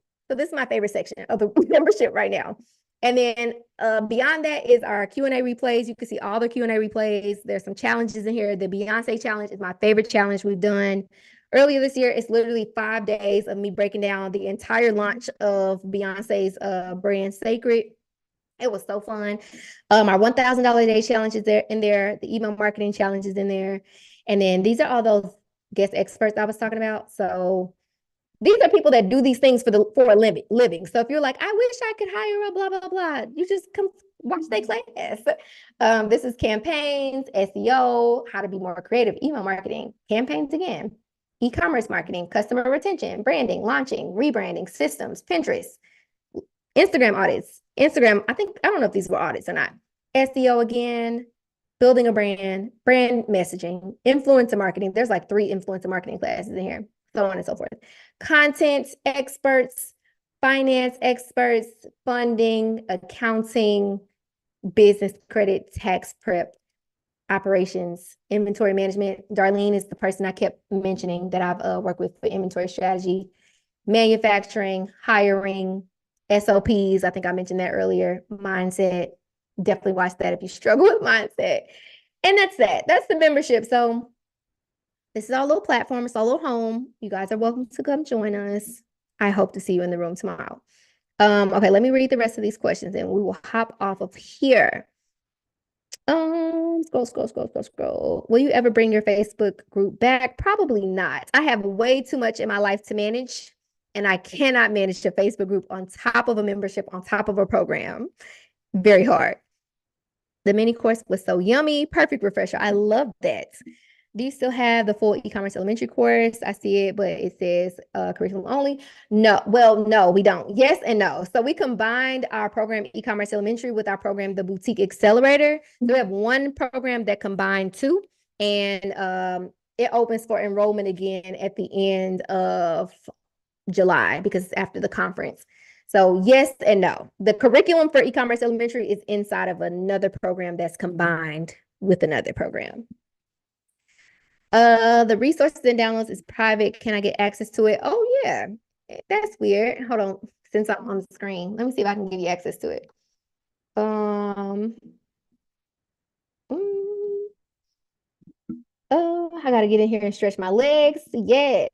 Is A considered good in the ABC reports? Yes. A is good. Confused because the numbers are more. Yes, that's exactly what I was talking about, Desiree. So if your C grade inventory is more, that is inventory that's not making you no money. C grade inventory only makes up 5% of your sales. Your A grade inventory makes up 80% of your sales. So anything that is listed in A is something that you probably should try to get your hands on more of. You should restock it, especially if it's sold out. If it's in your C grade inventory, you need to clear it out. You need to mark it down, put it on sale, liquidate it, let it go. Um, After July, when is your next e-commerce elementary? So we will never do e-commerce elementary live again. It is a combined program with the accelerator now. It's called e-commerce profit plan, and that will be after July. It'll open for enrollment at the end of July. I'm gonna do buy one, get one 50% off. Yes, do it. Try it. My goal is to be ready for the course when you open it back up. Yes, come and join us. It's fun. I'm not gonna lie to y'all. I love the membership. It's a good time. My program is better too. I am so biased. I know that no coach on earth would ever say that and be like, this is better than that. I will not lie to y'all. I enjoy my program a lot more, not because it's like better in quality of content. The membership is quality. There's nothing where I shortchange you. Like, just so y'all don't think I'm shortchanging you in here. Hold on. I just want to make sure we're clear. Because I know somebody like, oh, girl, I'm about to sign up for a little program, a little something, and it's about to be 7 minutes long. I promise you, friend, I'm not. The program is just a different learning experience at the end of the day. Like, this is an hour, 50-minute, 58-minute long class. I don't know how long all of these classes are. Let's see. This one is an hour and 13 minutes. Like, they're full-blown trainings. It's just a different experience. That's all. Let's see. Do you recommend us starting with the membership, then the other courses y'all are talking about? I would say it depends. Number one, in all transparency, my program costs significantly more than my membership. My membership is $47 a month, but your first month is $29. My membership is $2,497. Or there is a payment plan, obviously, but it's significantly more, but the experience is different. So I always like to be transparent there because people's budgets look different. So I would say number one, take that into consideration.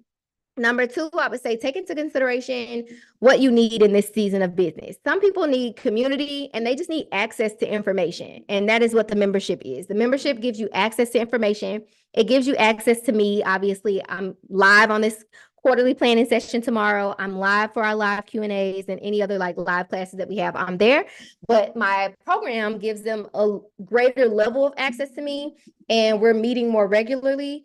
They also have an additional coach that's there to support them on the marketing front. They have a marketing coach that's there to support them. And it's an actual course. So you're learning business from A to Z, literally from like, you need to learn market research first. You need to clarify your target audience. You need to figure out your branding, your inventory, your pricing, your marketing, like it's everything in one. This is different. So I always say it depends on what you need in this season of business. Hopefully that helps. And there'll be a wait list for the program sometime this month, probably before the conference. So I'll post it on my Instagram and send out an email when it's available if anybody is interested.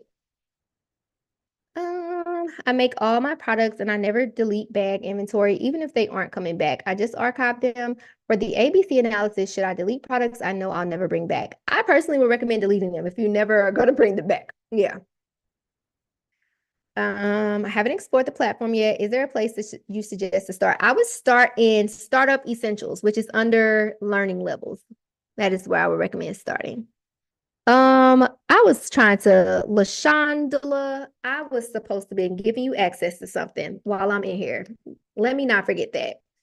Let's see if I can access. There we go. That's odd that you didn't have access to that. Okay, you should have access now. Let me scroll. Lisa said way better. From the inside looking out. From the inside looking out. No short change. We are learning so much. Thanks, Kimberly. I really want to do this. Which one do you think I should do if I'm ready and implementing right now? I want a 20K month. So I would say, again, in transparency, I would say this is not a money related thing. I know that there are a lot of people who have a course and they'll be like, if you want to make X amount of dollars, this is what you need. It truly depends on what you need from a accountability and information standpoint. because one person, everybody in the room is going to receive the same information. Not all of them are going to show up for themselves, ask questions, do the homework, so on and so forth. So, like, for example, Lisa, who's in the chat, every single week, I can guarantee that Lisa is going to show up and ask me questions. There are plenty of other people in that room who I've never heard speak a single word to me. So I, in all transparency, have no idea whether they're doing good, whether they're doing bad, whether they need help, because no matter how many times I say, hey, let me know what I can help you with, or what are you guys doing? What are you guys struggling with? They don't speak up. So Lisa's success, everybody's success, but I'm going to use Lisa as an example. Lisa's success is in her hands, and I am just the facilitator of information, there to give you the information in the order that you need to receive it and give you honest feedback. A lot of people don't ask for the feedback. So I would say that's number one. The program is going to give you more access, more space and opportunity to get what you need, with the curriculum tied to it, with the demonstration of the information, and also space to implement. Like, we just did a, what's it called? A co-working session last weekend where we all literally sat on a Zoom for like 3 hours getting the work done. And everybody didn't show up. You know, they got schedule conflicts, and some people just flat out didn't come. I can't make them come. So I would say it depends on that. The money, you can make money in the membership. You can make whatever amount of money you want. It's really dependent on like what you know and what you don't know and what you want to know. I would say that. I feel like the membership is just what I need to prep for the program. I love that. That's a good perspective. I love e-commerce profit program. It's more intimate, but we definitely be working. Yes, I don't want to be the girl in the back of the class. I don't want you to be the back of the class either. I agree. The accelerator was a vibe, an all night vibe. Yeah, we were literally on a call the other day for, I don't know, we were on the call to like 2 a.m. Not to say the calls at 2 a.m. Like, we literally just vibe different in the program. In the membership, we come in, what's on the calendar is on the calendar. We teach, we coach, we do the things, we get off. In my program, we could go on and on for hours. If you stick around, I'm here to talk to you. Okay. Um, Woo, Lord, I need the payment plan once I hit the 20K a month. You'll see me every day and thank you. I love this. Oh my gosh, I'm so new to the community. Hey, girl. I've been in both, and it really needs you. If you really need the expert to help you, but put two and two together, or help you with the missing pieces to make the things make sense, then get the program. That's a good perspective. Thank you, Lisa. Program greater than membership when you need that blank thing filled in. That makes sense. Let me, first of all, I'm going to go call Lisa and be like, tell me what I need to add to the sales page. What do I need to put in the comparisons of the two? As you said, I'm thinking of doing ads and more consistently with email marketing each week. My social media hasn't been converting for me with posting each day. Should I do focus on email marketing first or both? I would focus on both. They complement one another. So the thing that most people don't understand from a marketing standpoint is that they need a funnel. And a lot of times they're trying to piecemeal their path to prosperity, their path to profitability. But in all actuality, like, every one of these parts should correlate to another to help you get somewhere where you want them to go. So, for example, your social media content may reach people, get them to like, get them, make them aware, but it may not be the thing that gets them to convert. So I personally like to use my social media to get people on my email list. I'm constantly telling people, comment this word to get on my list, click this link to get on my list, because I know that if I can get them on my list, not only do they go through my welcome series, but I also get to continuously market to them and have some control over that message being delivered to them. Whereas on social media, I am at the mercy of the algorithm. I don't know if this message is going to get to you. So I prioritize where on my email list from social media, and then I retarget people with ads. So if you see content on my page and you interact with it, you're going to see a retargeting ad. If you go to my website, you're going to see a retargeting ad.